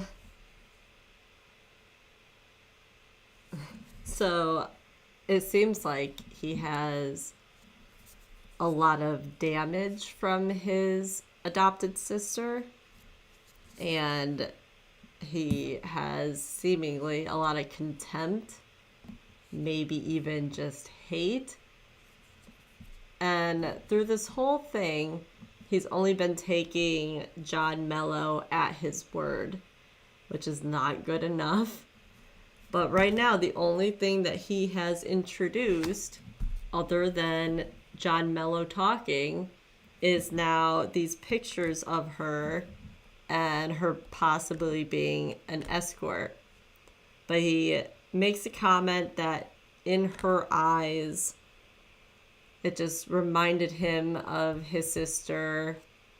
And I think that hate and contempt for his sister is then pushed onto Christina. And it's only from a picture or a couple pictures, but because of something about her eyes, and that solidified it for him. Everything that John Mello said, but seeing that the pictures that solidified it. I hope he says something else, because you can never just take one person's truth and assume that it's 100% correct. Like, clearly he's biased. He wants to go to Europe. He would like to bring the daughter. It doesn't mean that everything he is saying is the truth. But I really get the feeling that he just took out all of those years of hate and all the broken pieces of him through the years because of his sister. I really feel like he just dumped it onto Christina.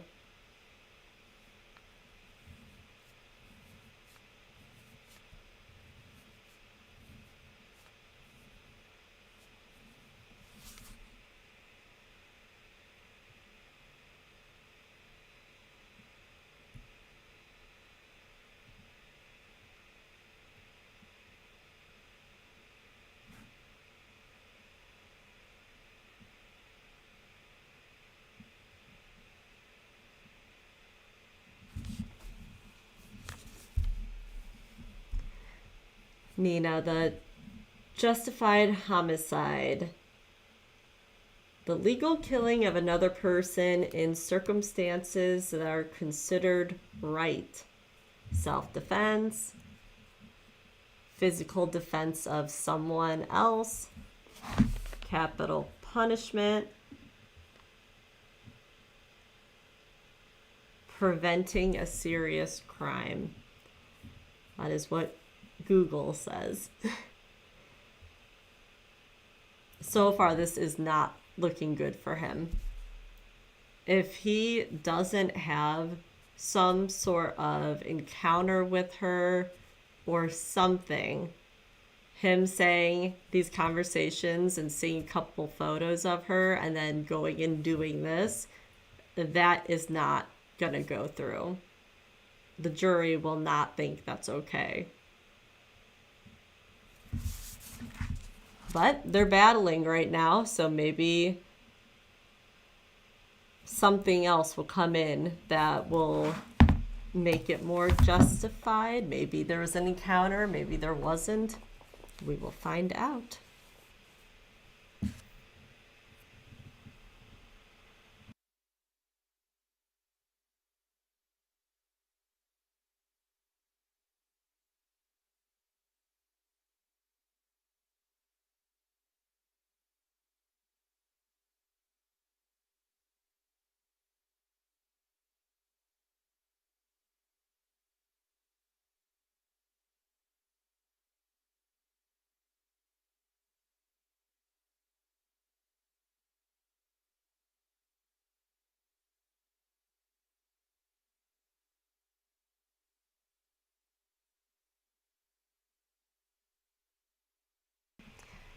And again, he took this upon himself to go and do this.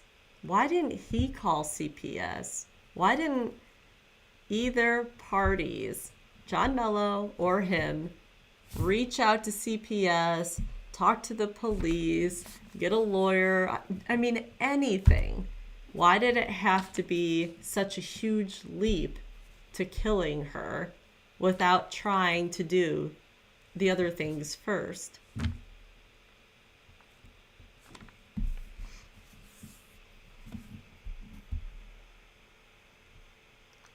judge got up and walked away. They might be turning this into the 15 minutes.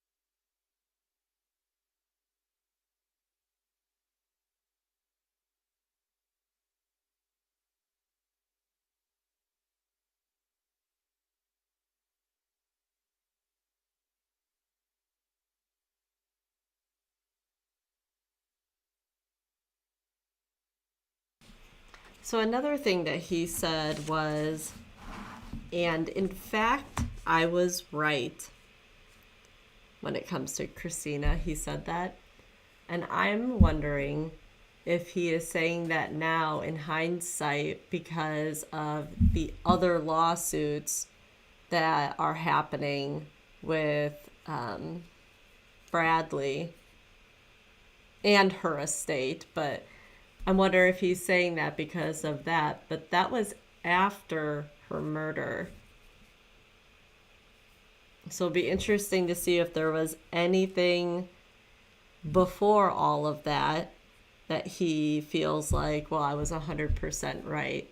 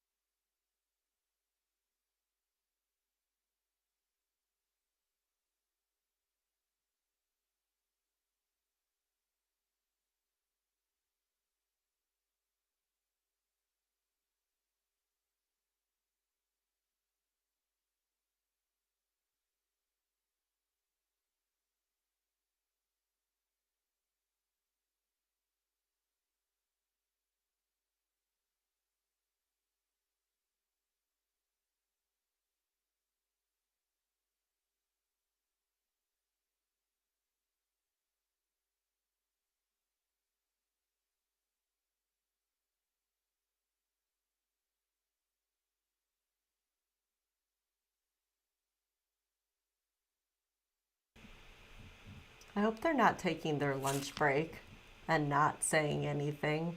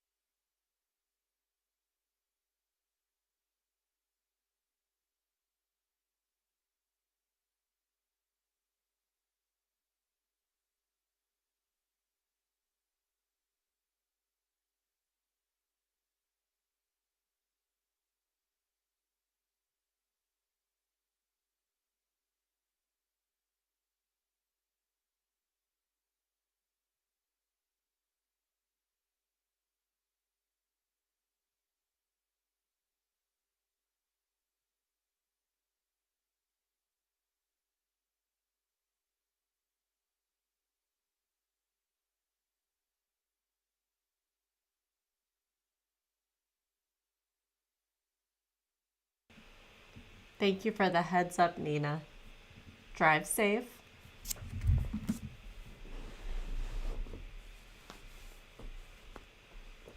That's kind of the nice thing about trials like this, because, yeah, you can listen to them in the car. If you start late, you can skip ahead through the breaks.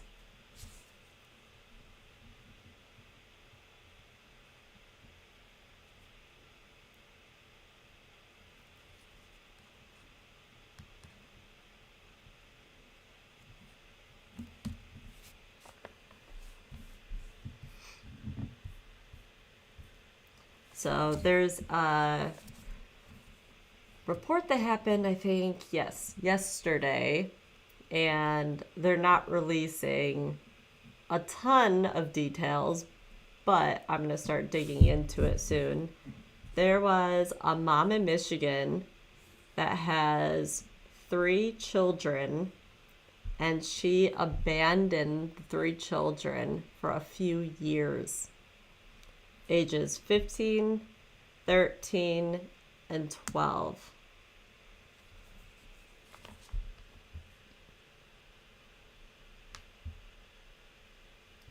They have shown pictures of the inside of the house.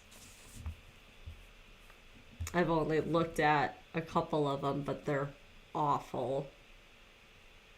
Just trash and anything possible is thrown on the floor. It's just really bad. Oh, and it was a rental.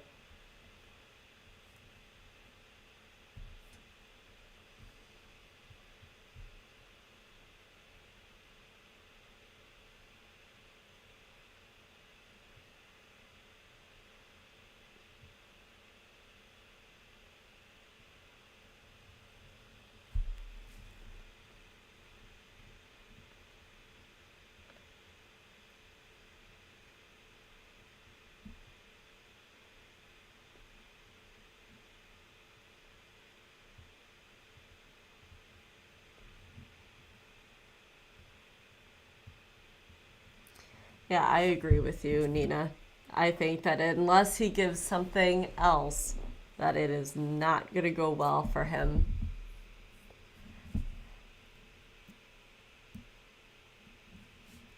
What's a DP? Sorry if that's probably something I should have known. I don't know what that is.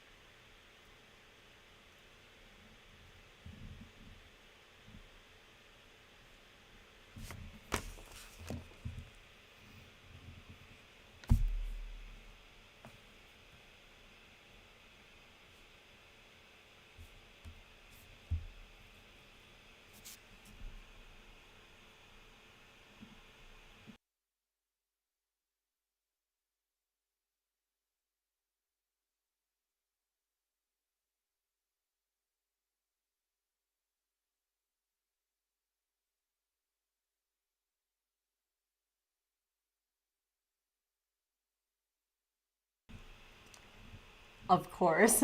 I don't know what I was thinking.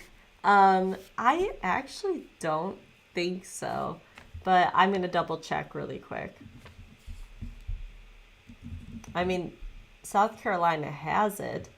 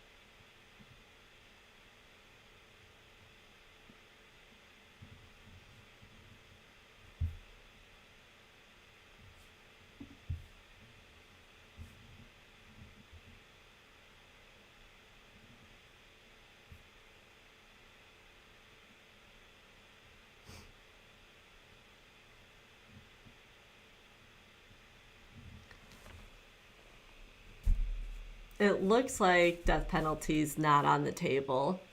Um, Although I stumbled upon a Reddit page and people talking about this, and they're like, what a great friend Zachary is. And somebody said, that's some friend. I can't even get mine to pick me up from an airport. And then everybody was laughing.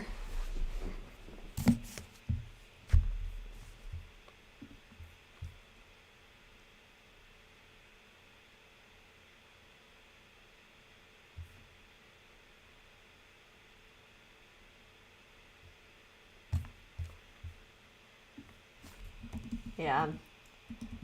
I'm still looking, but it seems to be a no. Death penalty is not on the table.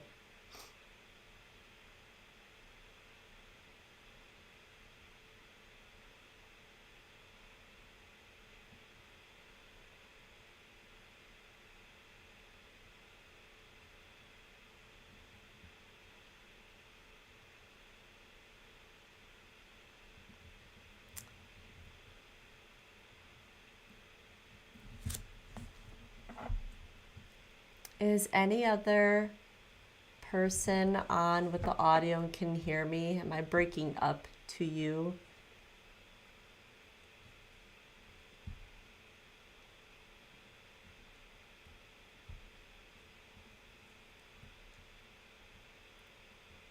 My software doesn't show that it's having any issues, so hopefully it's not me.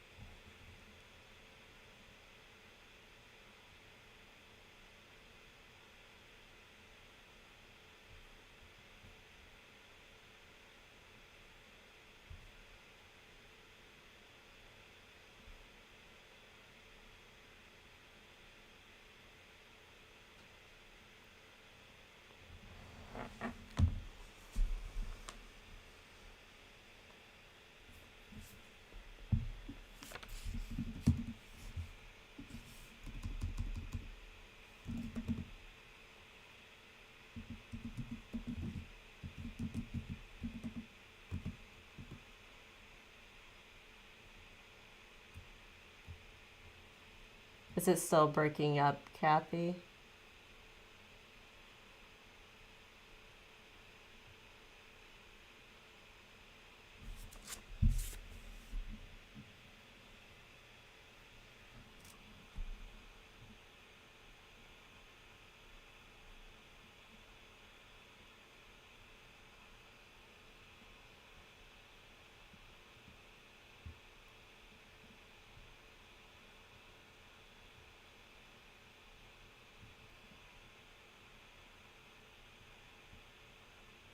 Okay. Hopefully that helped.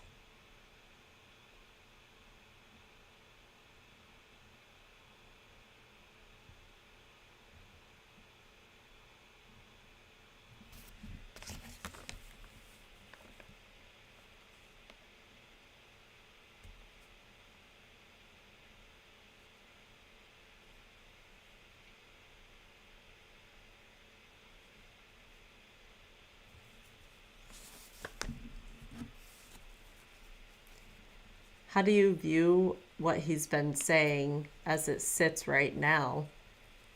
Do you think that so far this is a just cause?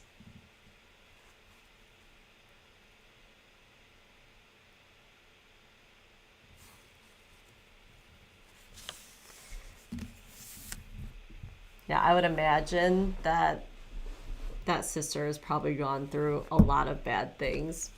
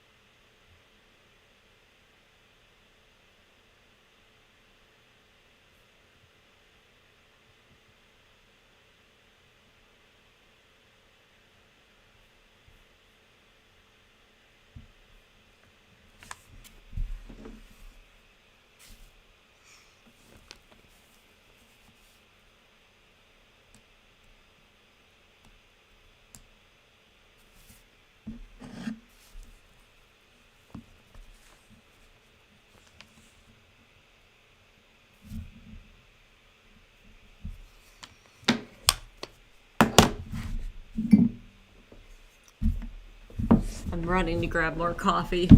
They should be back any minute. I'll hurry though.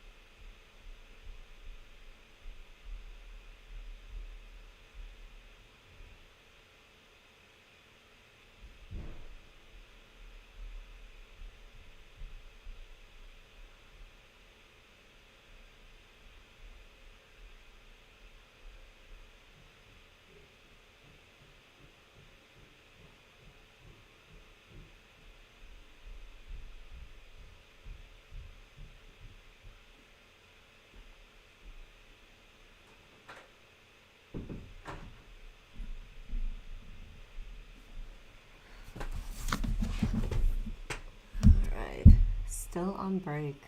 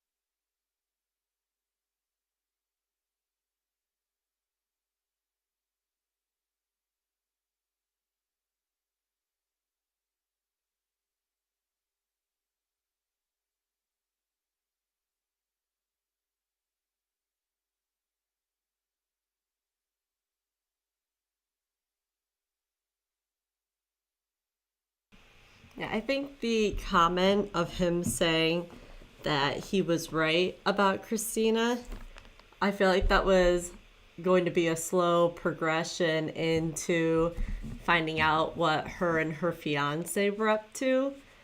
And obviously, they can't, or at least it's denied. And so all of this battling just is going to continue. If it doesn't come out about that at all, and the jury hears just this from Zachary, they are going to say, no, like, you shouldn't have done this. You did kill her. So it's going to be very interesting to see what they're able to do with the rest of his time on the stand.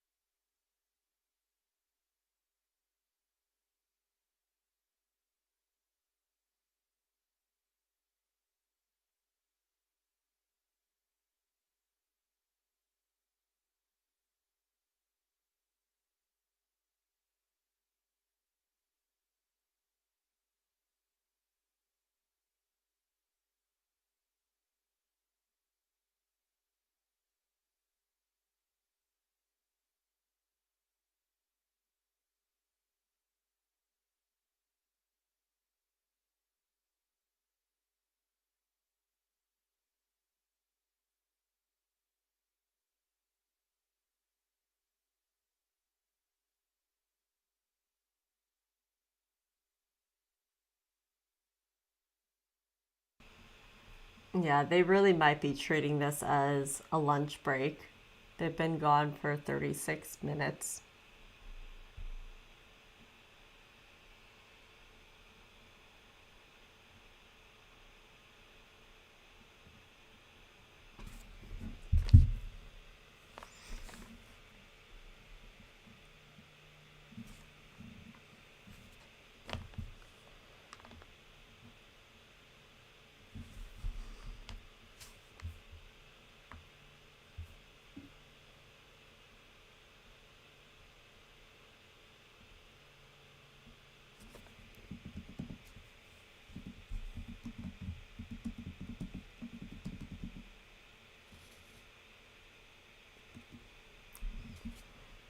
I literally was just looking for her video.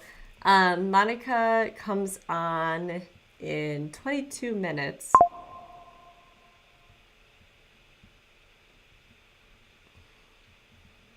And that's if they start on time, which they did yesterday. I have no complaints about yesterday. Regarding hers, at least. Zachary's was, oh my gosh. That took forever for them to start.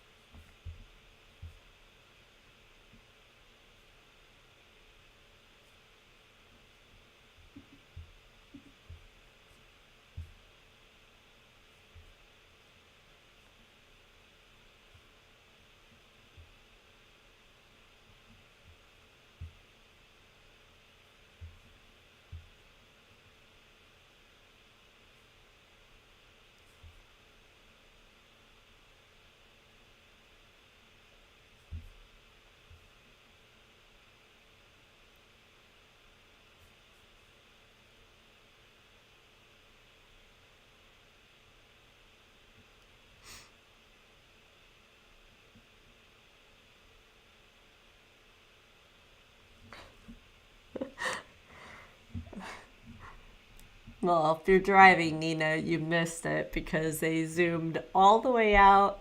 Everybody's sitting there, the judge is there, and then they zoomed all the way back into the plaque on the wall. So, evidently not ready yet.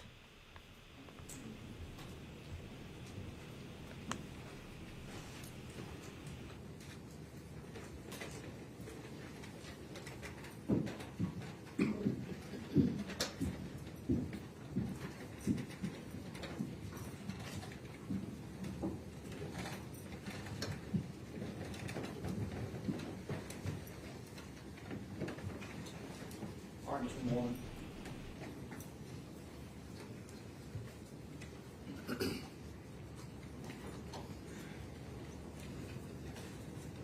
Now, just for the purpose of the record, you sustain the state's objection. Is that correct?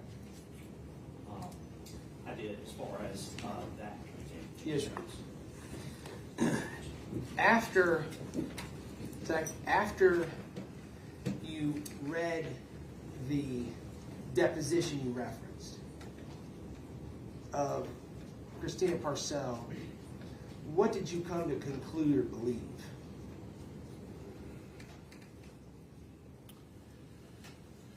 I believed that based on various things she freely admitted to in her deposition, that she had a history of using and manipulating men in order to get money and in offering sexual services in return.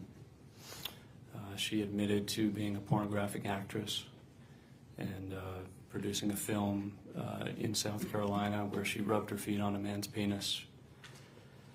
She admitted to using SugarDaddyForMe.com, where she sought out romantic relationships with older men with a clear emphasis on it being a trade, essentially a reciprocal thing, where she was seeking out to be taken care of financially. She said that she had a general disinterest in having children at the time, which is why that she gave up custody of her daughter to John Mello when her daughter was very young. Her lawyer took Objection, Your Honor. I'm going to sustain the objection. Okay. You can ask him, like we said, as far as just the effect it had on him, Understand. not the specific details. Understand. Move on. Zach, a little while ago I asked you about documents that John gave you in addition to details he provided you, information. We talked about the deposition. Let me show you Defense Exhibit 56.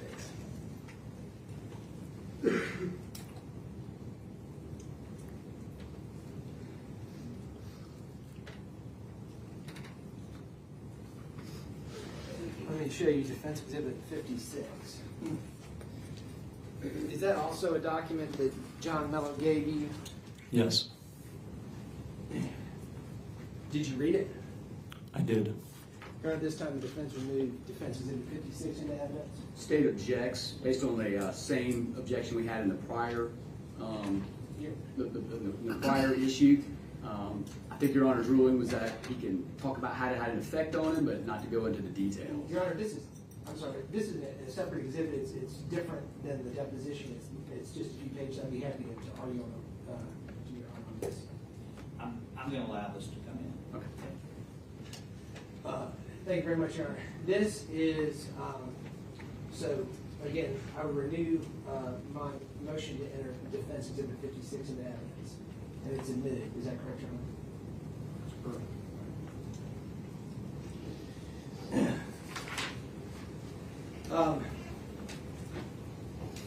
Zach, take a look at Defense Exhibit 56.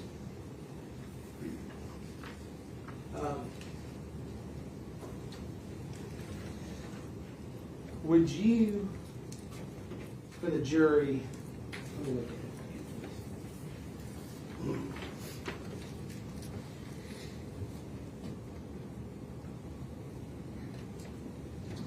Let's do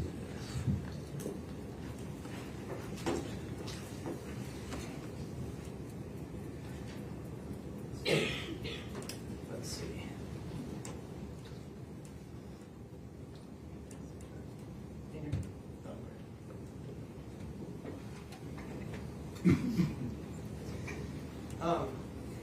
Zach, this is an affidavit of a man named Alex Fields. Is that correct?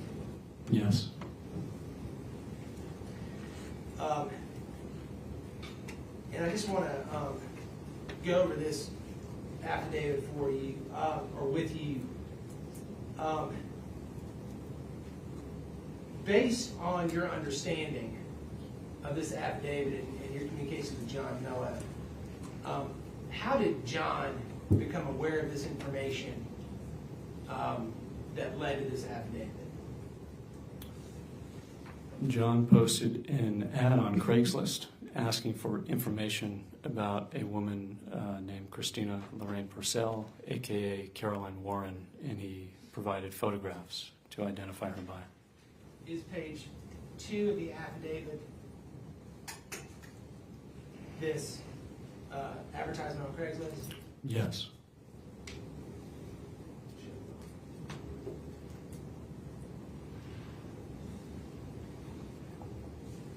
Okay, let's go to page 1 of the affidavit. Would you please read the second paragraph of this affidavit? I was at Hall's Chop House in downtown Greenville, South Carolina, when a woman approached me. She said hello and proceeded to ask if I was looking for a date. She said something to the effect of inviting me to bed for an amount of money and that we would not be rushed at all. When I refused her proposition, she proceeded to offer me narcotics. I refused and ended the encounter at that point. Would you please read just the first sentence of the third paragraph? There is absolutely no doubt in my mind that this woman is the woman that I saw on Craigslist. And Zach, again, the woman in this advertisement on Craigslist, who's that woman? Christina Parcell.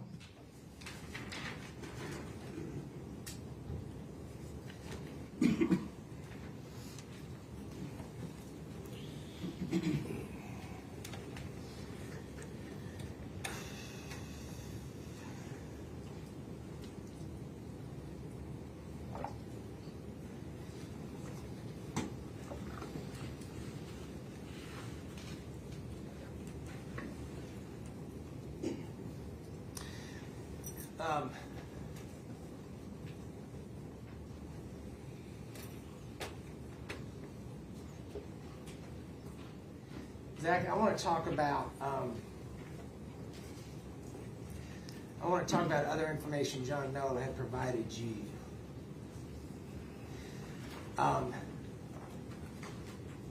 You heard testimony from investigator Dan Bell. Do you remember that testimony? I do. And do you recall, in the state's case in chief, Dan Bevel, both in direct examination and cross-examination, testifying that he had met Christina Parcell in his official capacity before he began his investigation of the letters that were sent? I remember.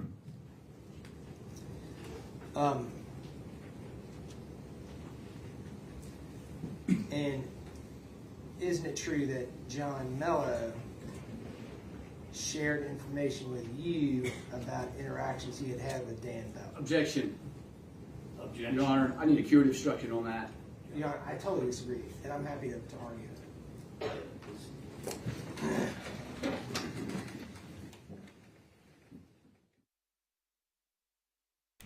Whoa, that was a very aggressive objection.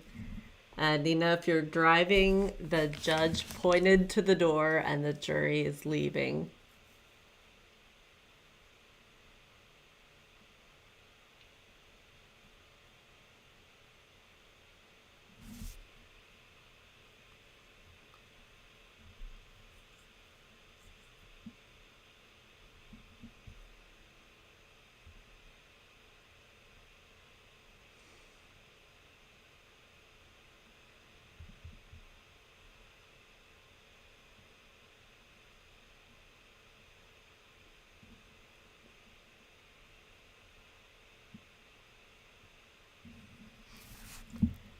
So right now for the Monica Sementelli trial, I have it starting in 20 minutes, depending on how this is going and their big break that will be happening at some point.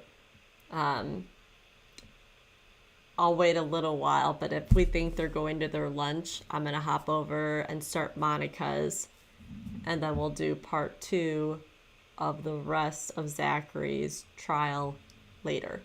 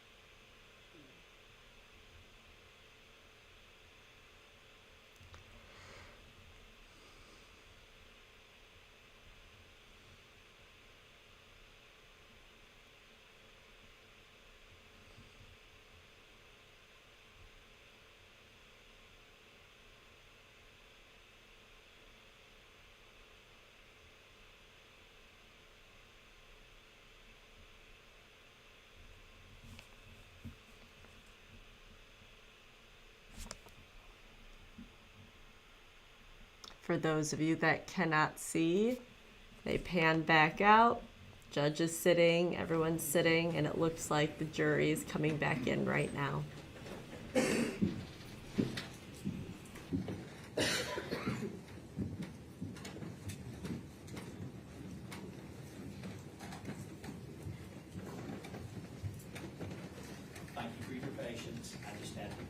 some legal issues with the attorneys. Y'all are gonna get your steps in today.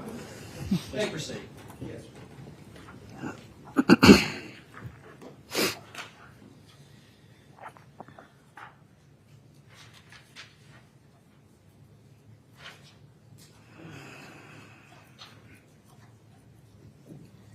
So, Zach, you testified about information that John has provided you related to concerns he had about Christina Parcell, especially in conjunction with Aida Mello. We talked about the time period April. I want to move to May. In May of 2021, were you and John Mello continuing to communicate about the situation? Yes. In May of 2021, what, if anything, did John ask you to do for him? Given the extremely grave nature of John's concerns for his daughter, especially while she was in the custody of her mother, Christina Parcell, and potentially being exposed to her mother's boyfriend, Brad Post, who John believed was a pedophile and is a pedophile. Objection.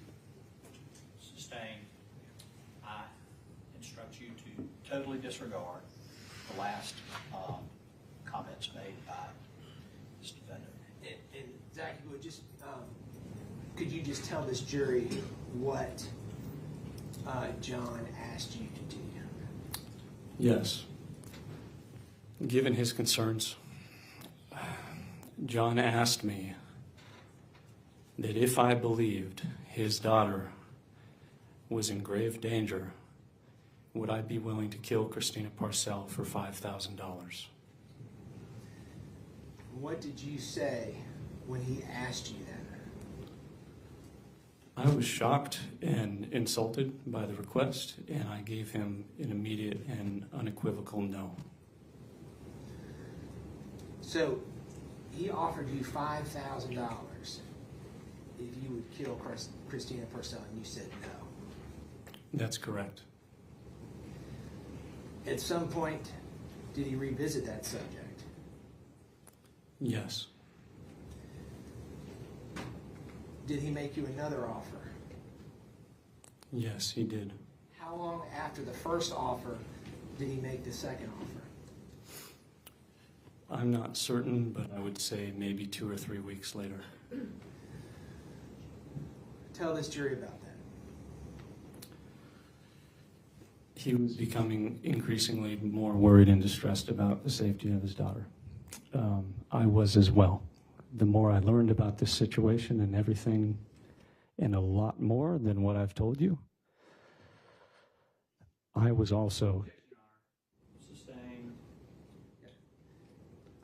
What was the second offer?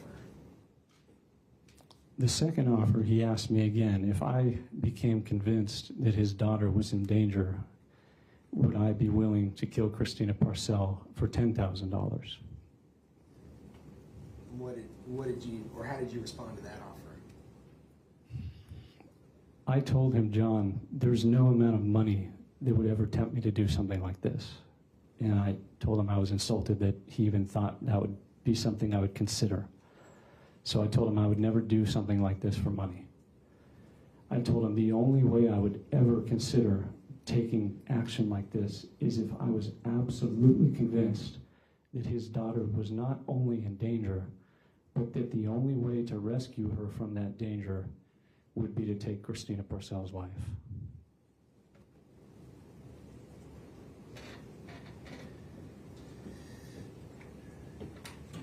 Let's talk about what else is going on in your life in May of 2021.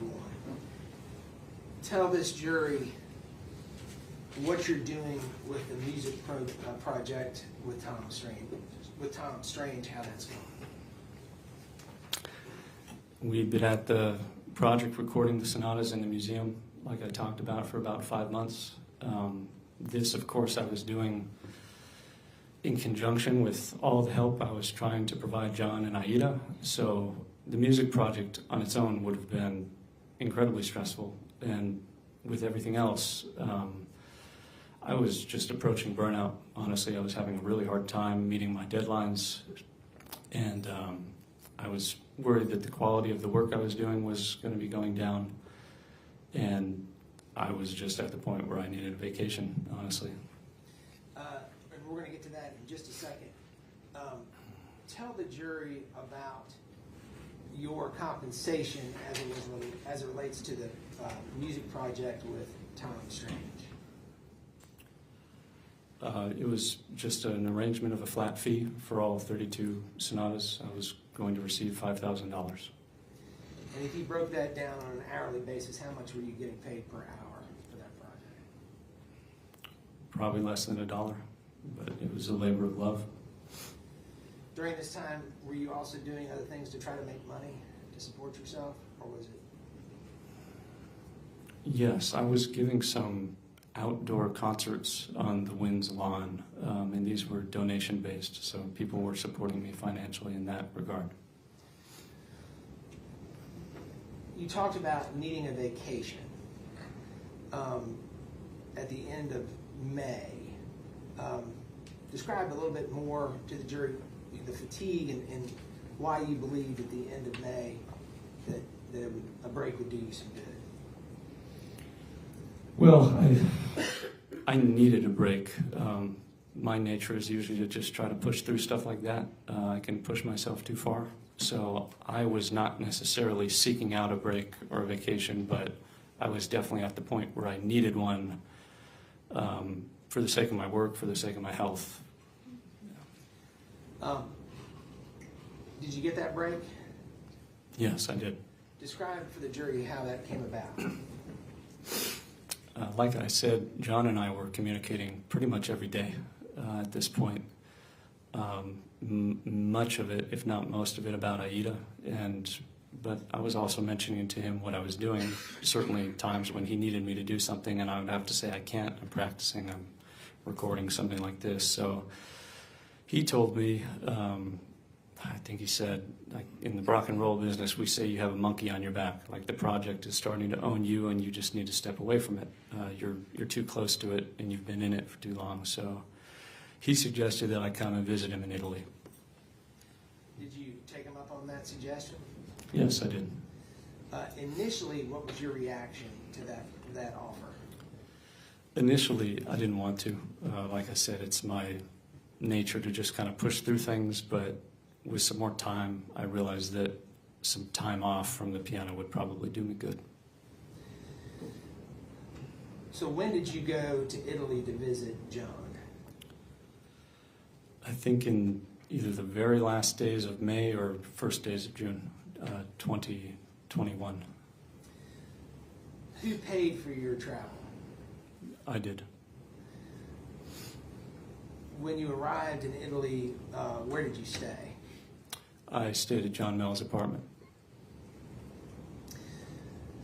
How long were you there? Between 3 and 4 weeks. Do you remember where in Italy you were? Yes, it was a town called Rovigo. It's not too far from Venice. When you were visiting in Italy, where was Aida Mello? She was in Greenville with her mother.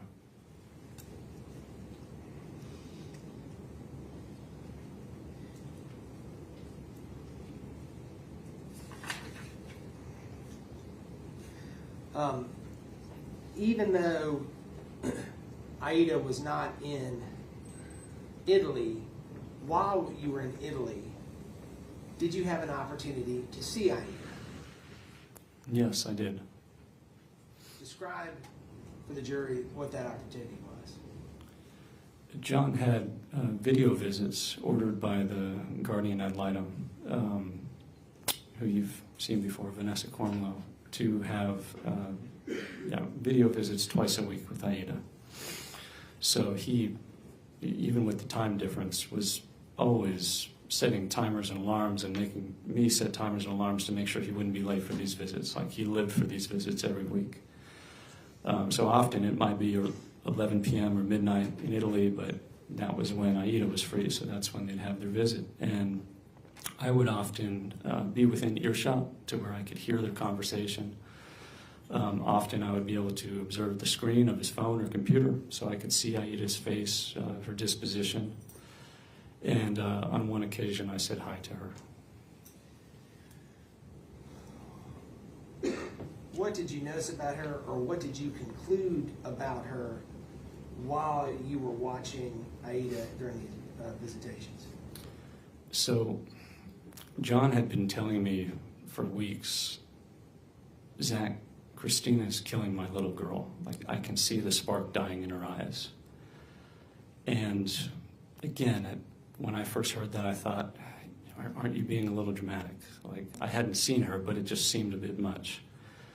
When I saw her in these visits, I didn't feel that way anymore.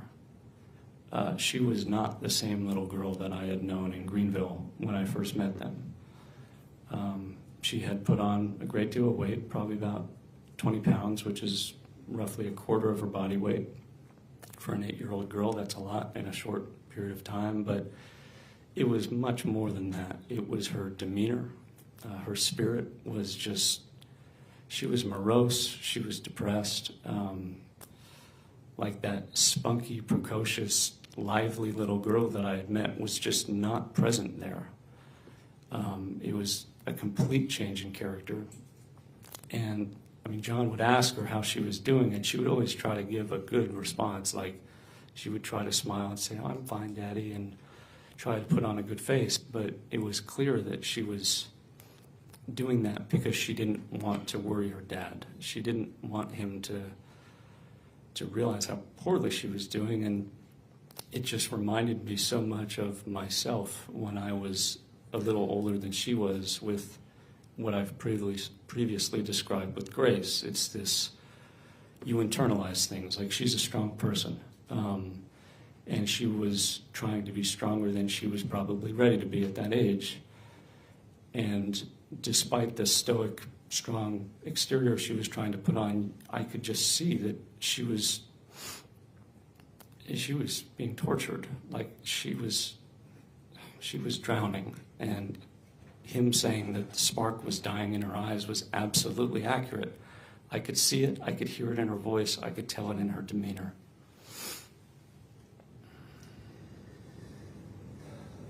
So, when you came, let me back up. When did you leave Italy to return to Greenville County? At the end of June 2021. When you returned to Greenville in June of 2021, based on everything that you knew and had been made aware of, and I want to start in June, what, if anything, in June of 2021 did you do to act on what you knew? I had described the mailers that I had put together before, and the state has talked about them a lot. All of these mailers contained information that I believe had been put out publicly and by Christina Parcell's free will. So this was all information that had been available publicly, and that, to the best of my knowledge, was true. And I began to send these mailers to Christina Parcell and her boyfriend and people in the neighborhood for a threefold purpose. I wanted parents around that neighborhood to know that their children were not safe around her or around Brad Post. I wanted different people associated with this, such as the guardian ad litem, the police, to have access to this information so that they would have all the evidence that I was looking at, that clearly demonstrated that Christina Parcell was a danger to children and her own daughter.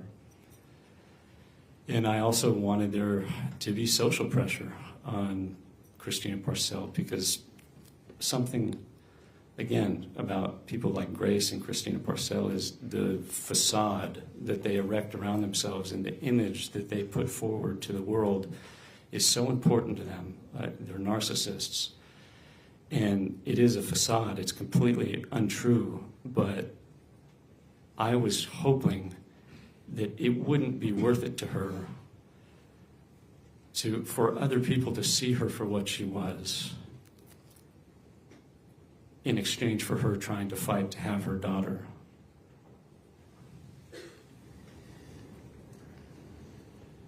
You sent multiple mailers beginning in June and going into July of 2021, is that correct? Yes, I did. Did those mailers and the effect those mailers had do anything to alleviate your concerns? No, they didn't. If anything, Christina Parcell and Brad Post just dug their heels in deeper.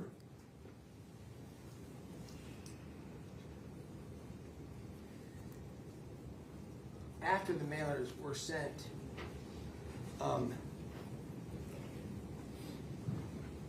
do you know whether or not they had any effect on? Let me back up.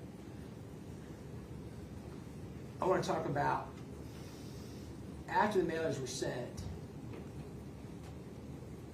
Did you learn of a video call or about a video call that John, who was in Italy, had with Aida, who was in Greenville? Yes. What did you learn about that video call? Shortly after these mailers would have arrived, John described a call to me where he said Christina was, at the end of the call, she took the phone and turned it towards her face, which she usually did not do. And he said she was more angry than I've ever seen her. And he would often talk about how you would never see her angry, like she was very good at controlling her emotions and not showing if you had made her angry. And she took the phone and didn't say anything, but just slid her finger across her throat as if that she was threatening that she was going to have him killed for what she believed he was doing.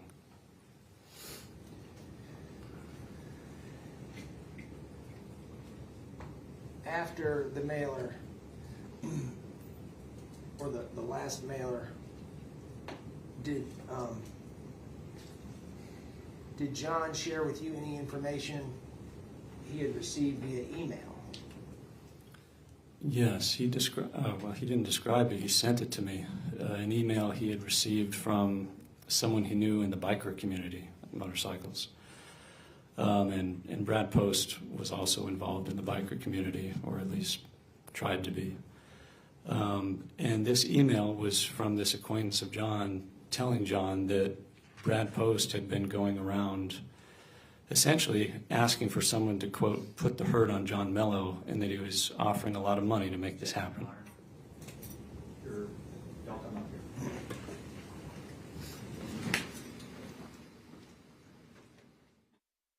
here. That would be hearsay.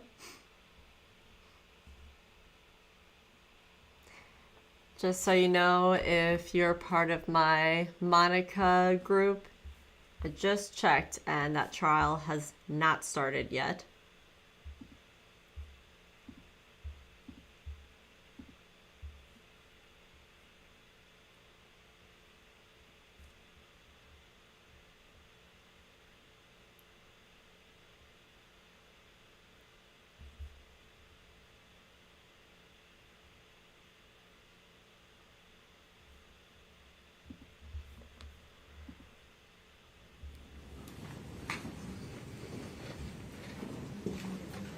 I'm going to sustain the objection.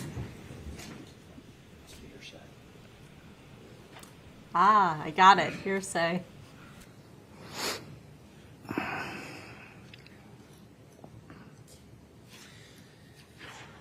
Zach, we talked about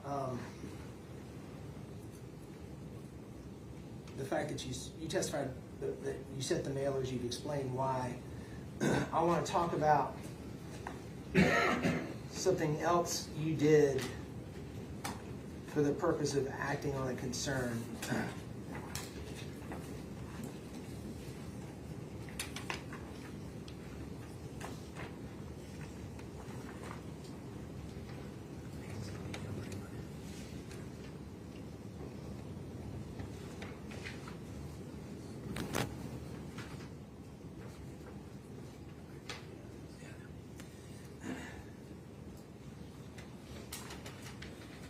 Take a look at what's been marked as Defense Exhibit 47.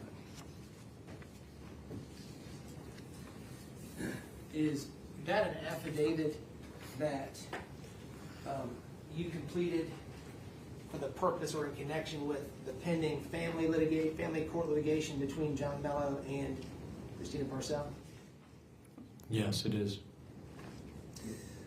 Your Honor, this is defense counsel's version. This is already in evidence. The state put that in. Zach, let's talk about this affidavit. Is that the one from September? Yes, Your Honor. Yes. Zach,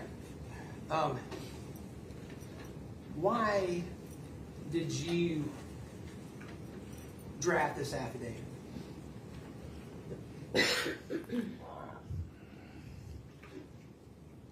I was extremely concerned about the danger that Aida was in, and I wanted to try to provide the family court with information about my opinion and my observations about her that would hopefully cause them to return Aida to John so that she would no longer be in danger.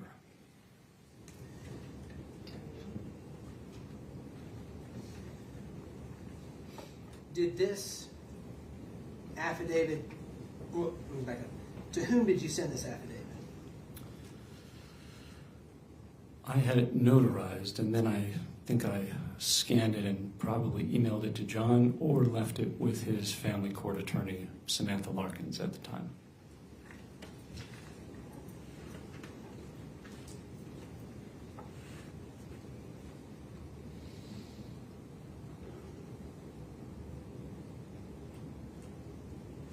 One second.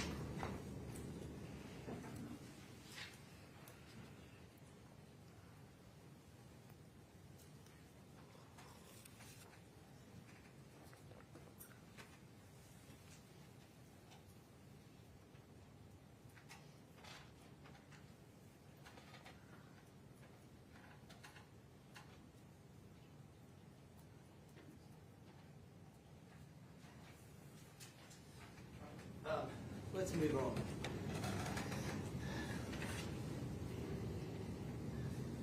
So that affidavit was, I believe, September the 21st of 2021, is that correct? I don't remember the date other than it being in September. I'll show it to you.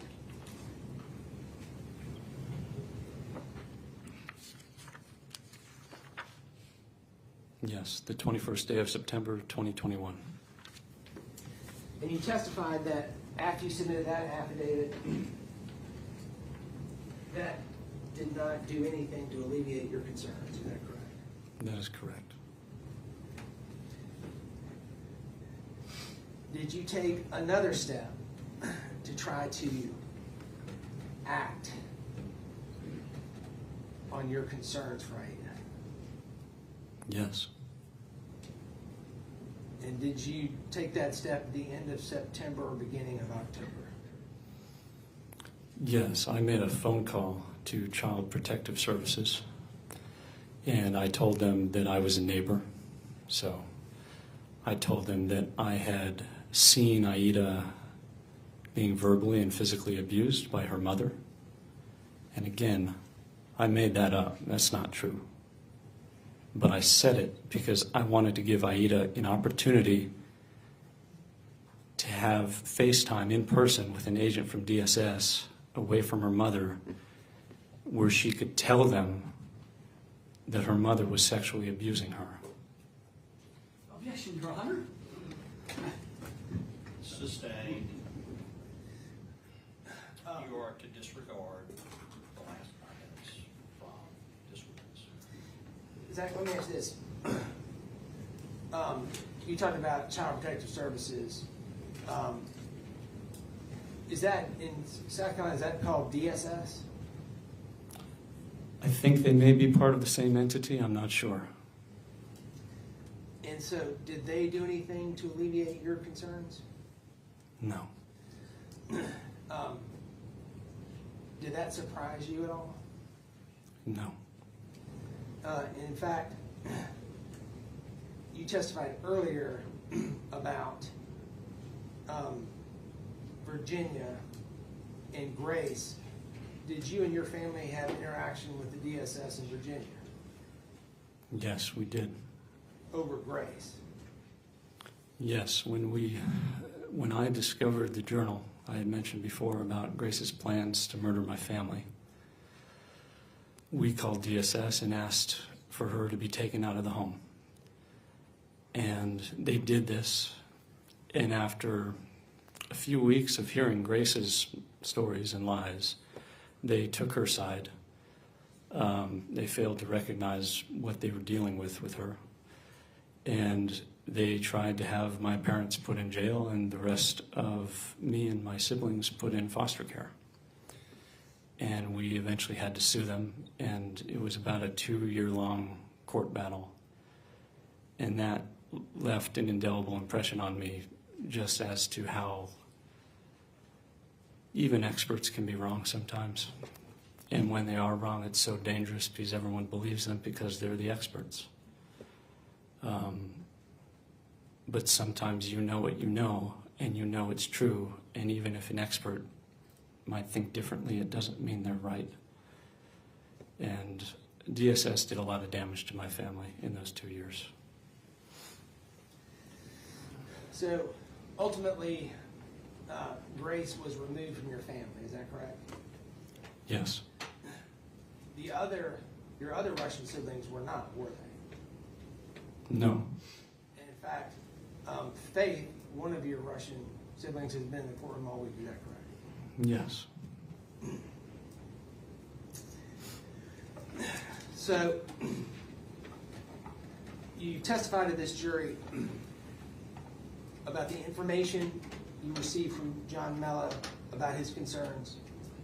You've testified to the jury about the documents you consulted about those concerns.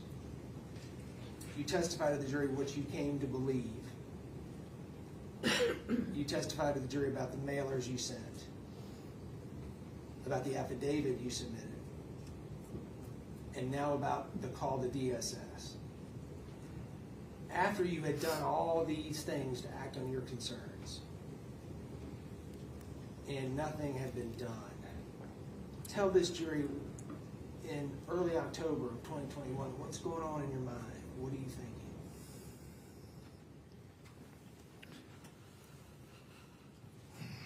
I was still in the middle of this music project, so I had a lot on my plate there just professionally, and of course I was continuing and even increasing my support to help John save his daughter, Aida. And since June, when I had returned, I had been absolutely convinced that Christina Parcell was sexually abusing her daughter. John, let's go. I mean, Take the jury.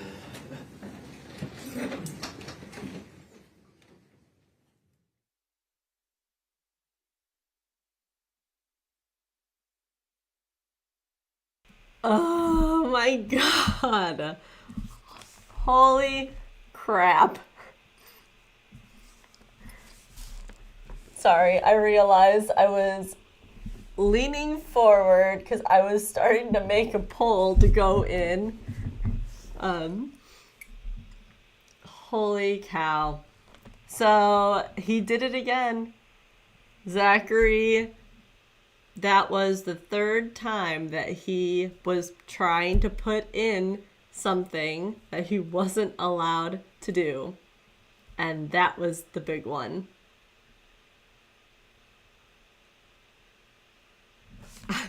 I'm gonna finish my poll. he just doesn't care. I mean, they're going to have to tell the jury to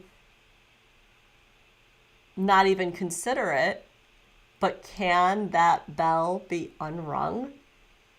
I mean, this is 3 times now that he has let the jury know that they were up to no good.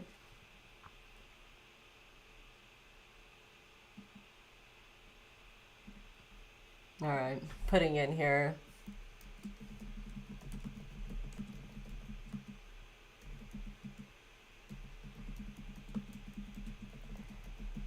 I cannot believe that. That was crazy.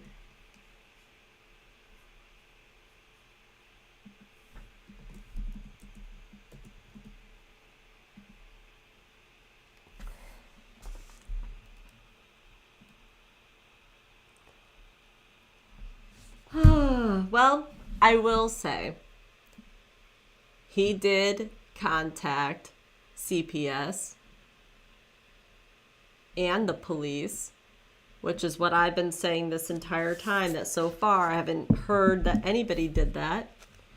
He said he did, although he also says that he lied to them and he didn't have proof of any of the things that he said, which is obviously not good. You shouldn't be making assumptions. In this case, he might have been right, but the jury is not supposed to know all of that. I wonder if they're going to do a mistrial. They are extremely close, if not already beyond the line that a mistrial might happen.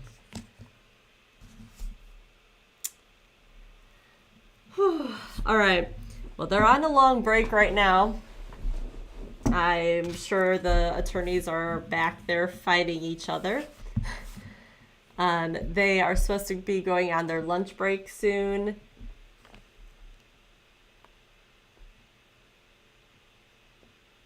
Yeah. So we're going to go ahead and stop it. We'll do the part 2 later. This has been crazy. I'm going to switch to Monica Sementelli's trial. Last I just checked, which was just a couple minutes ago. It hadn't started yet. So if you're interested in that, hop over. Okay, I can see it just started. So perfect timing. All right. If not, we will catch back up with this later. Monica's trial usually takes a little bit longer, just because they start so late because they're in California. So, all right. Thank you for watching, and I will maybe see you for Monica, but if not, maybe tonight.